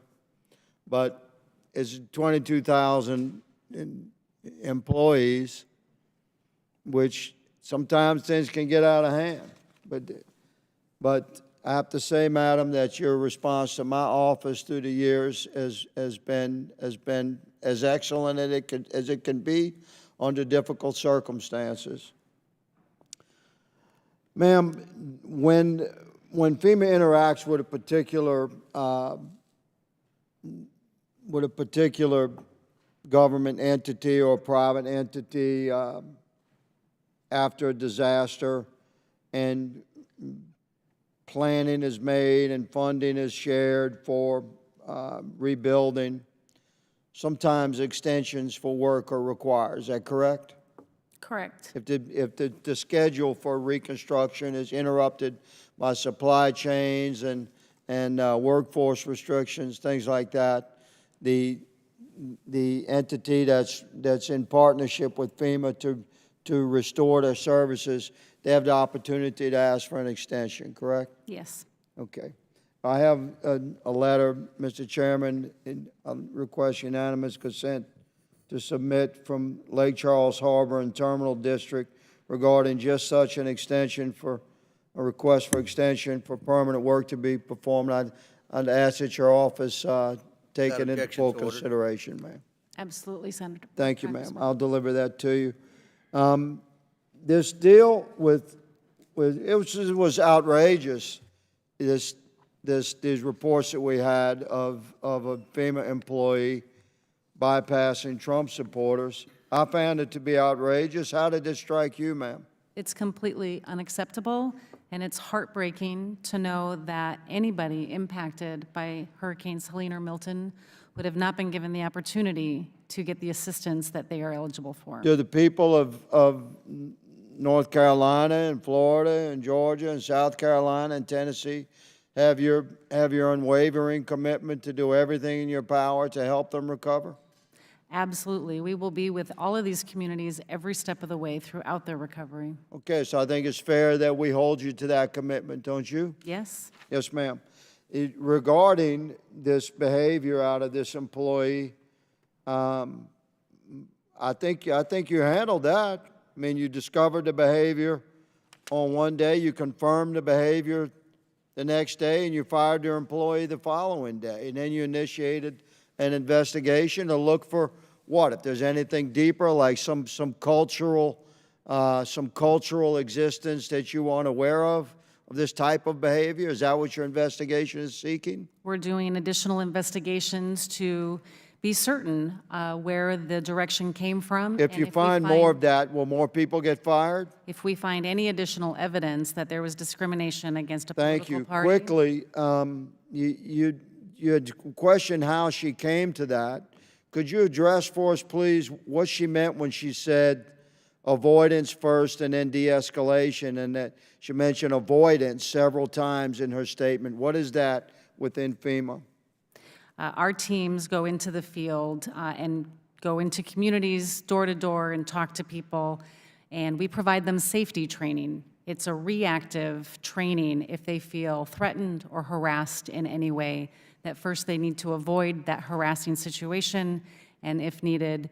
But have you ever instructed any of your people to, like, presume there's going to be conflict and therefore avoid a particular type of citizen? This training is all about reacting to perceived threats. Never has it been directed to be proactive to avoid a situation. Mr. Chairman, thank you for this hearing. My time has expired. I yield. Gentleman yield. Chair recognizes Mr. Langworthy from New York. Thank you very much, Mr. Chairman. Administrator Criswell, the reports of this FEMA employee directing volunteers to bypass properties of Trump supporters is an absolutely disgusting affront to the mission of FEMA and the trust of the American people in all of their federal government. FEMA exists to serve all Americans at times in their darkest hours and their times of crisis. And this has got to be delivered without bias or favoritism or despite any level of discrimination. Yet here we are discussing allegations that there was political discrimination tainting FEMA's response. I mean, I really appreciate you being as forthright as you've been today, but after Hurricanes Helene and Milton, countless Americans lost their homes, their businesses, and their livelihoods. Their worlds were turned upside down, and FEMA should have been the lifeline. It should be a beacon of hope for any community that has been ravaged by disaster. And if this situation was flipped and this was happening to those that supported Kamala Harris, the outrage across this country would have been deafening. The media would have been going crazy. Yet, we didn't have that same level of outrage. This is symptomatic of a dangerous and growing culture of bias throughout this entire federal government. And I would hope that FEMA would be the last agency to ever contribute to that, because you truly are dealing with American citizens at their darkest hour. We need to be about Americans helping Americans, period. End of story. No matter where you are, where you come from, or who you support for President of the United States. When disaster response has been corrupted by political bias and gamesmanship, the American public's faith in this federal government gets broken permanently. And it's really tough to erase that stain. So I take you at face value that you're a person of action, you want to fix this. But what bothers me is how this employee got to this moment and what culture existed around them where they thought it was okay to guide other employees to say, no, skip those houses. I mean, are you aware of any of your employees that felt that Trump supporters were dangerous to approach their homes? What was, in your initial portions of your investigation here leading to the termination of this employee, what was it that she expressed as to why we would avoid these Trump households? I can't speak to the motivations that drove her to send that message, but the actions that she took were completely unacceptable. We have initiated ongoing investigations, and if we find any further evidence that this is broader than this incident, then we will take appropriate action. Since you've been at FEMA, has political affiliation ever been classified by FEMA or any other federal agency, to your knowledge, as a dangerous community trend? Never. Okay. Did your employees and volunteers go to properties with any signage or flags or memorabilia supporting Kamala Harris or any other of the Democratic candidates running for office across the country? Other than the information that I have from this one incident, we have gone to tens of thousands of homes across all 6 states impacted. So yes or no, are you aware of any directive from supervisors at FEMA to avoid properties with any Democratic or Republican signage for that matter? I have given no evidence, and I am not aware at this time. Okay. I think that this investigation is really important, that you're on, and I'm really going to be looking for a keen interest to the final product, as you finish that product. Any timeline as when that investigation might conclude? We have reached out to the Inspector General to conduct the investigation. I can't speak to what their timeline will be. I think it's really important to restore faith for all Americans in many parts of the federal government, but FEMA in particular. So I really look forward to hearing from you more in the future. In my remaining time, I'd like to quickly revisit a letter that I sent earlier this year urging FEMA to update its methodology for snowstorm-related reimbursements. In its response, FEMA stated that it's working with NOAA on potential updates. And as winter approaches, lake effect snow season in Buffalo, New York is coming. It's crucial that to my constituents in Western New York that we know that FEMA is taking proactive steps to ensure the most current standards guide federal assistance decisions. Can you give an update on any progress FEMA and NOAA have made in their efforts to modernize its methodology? I know following the historic snow season that we've had last year and previous years, our teams have been working on that, but I would have to get back to you specifically as to where that's at. Okay, we look forward to following up. Thank you very much, Director, and I yield back, Mr. Chairman. Thank you, gentlemen. And I assume the Inspector General is watching this hearing. This committee has jurisdiction over the Inspectors General. I can't encourage the Inspector General enough not to take this investigation seriously and report back to the ranking member, myself, as soon as possible. Chair now recognizes Mr. McCormick from Georgia. Thank you, Mr. Chair. Thank you for allowing me to be part of this some very important discussion. I appreciate all the first responders across the nation who have done their very best, including those people who are part of FEMA, to help those people most in need, especially during these dire times. I think we really owe it to the people to be accountable for where the money goes and who we're helping. And I think that's what this is really about. One of the interesting things came across when we were reviewing your budget. Can you tell me what your annual budget is for disaster relief out of FEMA? In this continuing resolution, we were given just over $20 billion for fiscal year 25. So it's not $38.2 billion, it's $20 billion, is that what you said? Out of my overall budget, just over $20 billion is for disaster relief. Okay, specifically. And according to your September report that you submitted, what percentage of that went towards COVID? I don't have the report in front of me, sir, but the COVID reimbursements are part of the Disaster Relief Fund reimbursements to communities that had impacts. So I'd have to get back to you on this. According to your report in September, 40% of your budget went towards COVID relief. I just want to, that's not talked about very much. Now, I'm an ER doc. I got my MBA. I was actually serving on the front lines of the COVID pandemic during the entire pandemic. Can you tell me when the pandemic was no longer a pandemic, according to the President of the United States? We closed the incident period in May of last year. Okay. And yet we spent 40% of our budget from this year's budget on COVID relief instead of hurricanes and other things. Is that correct? Again, I don't have the numbers in front According of me, to your those report, are major disaster declarations that were eligible for reimbursement. According to your report, I'm going to inform you, can prove me wrong by submitting your papers later on, but according to your report submitted just 2 months ago, we spent 40%, I want that number to sink in. 40% of our budget for disaster relief was spent on COVID, which was done a long time ago. I was there when it started. I was there when it ended. I know what the reaction was to. I know the overspend on it. I know where the waste, fraud, and abuse was. It makes me sick to my stomach. It's one of the main reasons I'm here in Congress. And to see a disaster relief spent on something that was behind us, probably paying off a lot of waste, fraud, and abuse, in my opinion, quite frankly. And I'd love to see that reviewed by Oversight.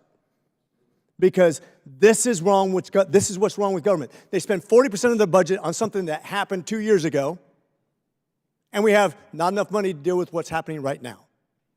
And quite frankly, the whole COVID relief thing, I saw where the money was spent. I saw how haphazardly it was spent. And I saw who it benefited and who it didn't. And I know a lot of millionaires and billionaires that benefited greatly off that money that was spent from the United States government taxpayers. And that's what I'm very upset about. And that's why I'm here today as part of the COVID committee, as a doctor who watched this stuff happen firsthand. And now to see a budget that I think is very dishonest. I think you guys should, I know what happened with somebody who skipped over a Trump house. I get that, and I think it's environmental as far as the way that the prevailing attitude was. I understand you've fired somebody, which I'm very happy about. I understand you're looking into other people that might be at odds with what you're supposed to accomplish. But to have a budget that's dedicated almost half of their budget to something that ended a long time ago, can you explain that? All 50 states received a disaster declaration in the previous administration to support their reimbursements for the costs experienced for this year? These are all payments from the disaster declarations declared during the previous administration in 2020. So you mean to tell me that you had to do it? These were presidentially declared disasters, just like all disasters. And as people, so you're saying yes, you had to do it. Is that correct? Yes, as communities. So you're by law binded to spend 40% of your budget on COVID response. We are abided by law to reimburse jurisdictions that received a presidential disaster declaration to reimburse them for the costs as eligible under the law. So I'm new to Congress, Mr. Chairman. Mr. Chairman, I'm new to Congress. I'm not really have the experience that you have. But as an oversight guy who spent a lot of your time getting to the bottom of these egregious errors, and you can fact check me on the other side of the aisle too, but I have a hard time believing that by law we had to spend 40% of a budget on disaster relief for this year based on something that ended a couple years ago. I agree. I'm just trying to figure out where that went. And that's why I'm here in Congress. I hope you can work with me, and I hope you can work with me to get to the bottom of why we have those kind of stupid spending laws in America, and we can end those things for good, because that is the biggest part of the problem of government as I see it. Thank you. With that, Mr. Chairman, I rest. Very good question. Chair now recognizes our last questioner, Mr. Stubbe from Florida. Thank you, Mr. Chairman, and thank you for allowing me to join the committee today in this important hearing. And as I assume that the director knows, my district has been devastated by 6 major hurricanes in just the last 2 years. Just a few months ago, my district experienced 3 major hurricanes in 3 months and 2 in 2 weeks. A little over 2 weeks after Hurricane Helene took out my district with a 5 to 7 foot storm surge, Hurricane Milton, a Category 3 hurricane, made landfall in my district with a 7 to 8 foot storm surge and over 100-mile-an-hour winds. Some of the same businesses that I visited and ripped drywall out of because of Hurricane Helene, 2 weeks later got flooded again. So as you can imagine, my district, both Republicans and Democrats, and Floridians in general, were outraged to learn that FEMA had been avoiding conservatives, Trump supporters, white males, etc. Ranking Member Raskin in the beginning of this hearing stated, and I quote, "No one should play partisan politics with disaster aid." But that's exactly what your agency has been doing. In the aftermath of such devastation, the American people expect and trust that FEMA will administer disaster relief in a fair manner. Unfortunately, we recently learned that a FEMA supervisor in Florida named Marnie Washington directed subordinates to skip homes displaying support for President Trump. Despite your testimony, this now former employee claims this was a widespread practice under a policy she termed avoidance. No matter who initiated this avoidance policy, it was a malicious act that resulted from a corrupt culture within FEMA. Administrator Criswell, I wrote you a letter on November 15th in which I asked for information related to this incident. Mr. Chairman, I ask unanimous consent to enter the letter into the record. Without objection, so ordered. Although I asked for my answers by November 25th, perhaps you have enough information to at least answer one of my questions, and I've heard some of your answers are related to this. So I've heard, well, let me just ask it as I asked it in the letter. Is it agency policy for FEMA canvassers to practice avoidance in certain circumstances? We provide safety training to our staff as they are going out into communities door to door, and part of that safety training includes how to avoid or de-escalate potentially harassing situations in reaction. None of that is directed at being proactive to avoid certain situations that they may perceive without an actual threat. But it's subjective, right? It's subjective on the person canvassing. So if that person is a Democrat, which you're in a Democratic administration, you're a Democratic appointee, you're probably hiring mostly Democrats over Republicans, you have a Democratic administration. If it's a Democrat who already believes that a Trump supporter, that a Caucasian person is not what they would not feel comfortable talking to that person, because it's subjective in nature, they would skip that house to avoid that. They could do that. No, that would be an unfair Well, characterization. that's not what other people have been saying that has been reported. When did this policy go into place? Did you start this policy? We provide, this policy has been in place since we've had these teams going into the field as they encounter people all the time, and it is designed to be reactive. When was this specific avoidance policy put in place? I would have to get back to you, sir. Okay. In media appearances, Ms. Washington alleges that she was instructed by a FEMA supervisor named Chad Hershey to practice avoidance. As part of your investigation, have you interviewed Mr. Hershey? I personally have not interviewed Mr. Hershey, but there are ongoing investigations. Well, I would ask the IG to interview him. There were 13 people on the text chain with Ms. Washington. Have they given sworn statements in the course of your department's investigation?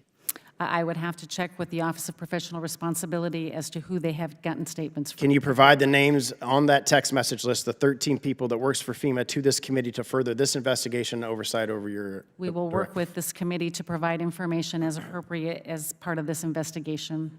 Earlier today in the Transportation Committee, you stated, and I quote, "There is not a widespread culture problem at FEMA." Unfortunately, the evidence contradicts your assertion. In a report published by the Daily Signal, a former FEMA employee, so this isn't Mrs. Washington, this is somebody else, a former FEMA employee who spent over 5 years at your agency stated, and I quote, "FEMA's rotten to a core. It's overstaffed, it's bureaucratic, and they don't really help anybody."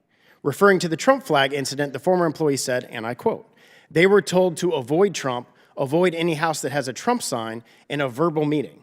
I've seen that happen," we were told. Quote, "Don't go into any house that looks suspicious." They would use words like hick, cowboys, rednecks. You can change that over to Trump supporters and MAGA. So I guess that explains why FEMA has never stopped in my house over the 6 hurricanes that we've had, because I check all 3 of your boxes: a Trump supporter, a white male, and a cowboy. Mr. Chairman, I ask unanimous consent to enter the Daily Signal article into the record. Without objection, so ordered. After the initial story broke, we sent an email to my district requesting any of my constituents who felt like they had been politically discriminated by FEMA.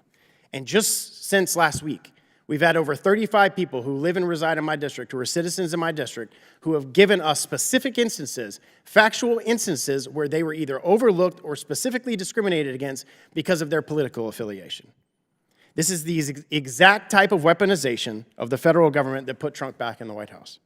Starting with the DOJ, the FBI, the intelligence agencies, the weaponization of the Justice Department against President Trump, and now it's been weaponizing against the American people in the form of disaster aid, and it's atrocious.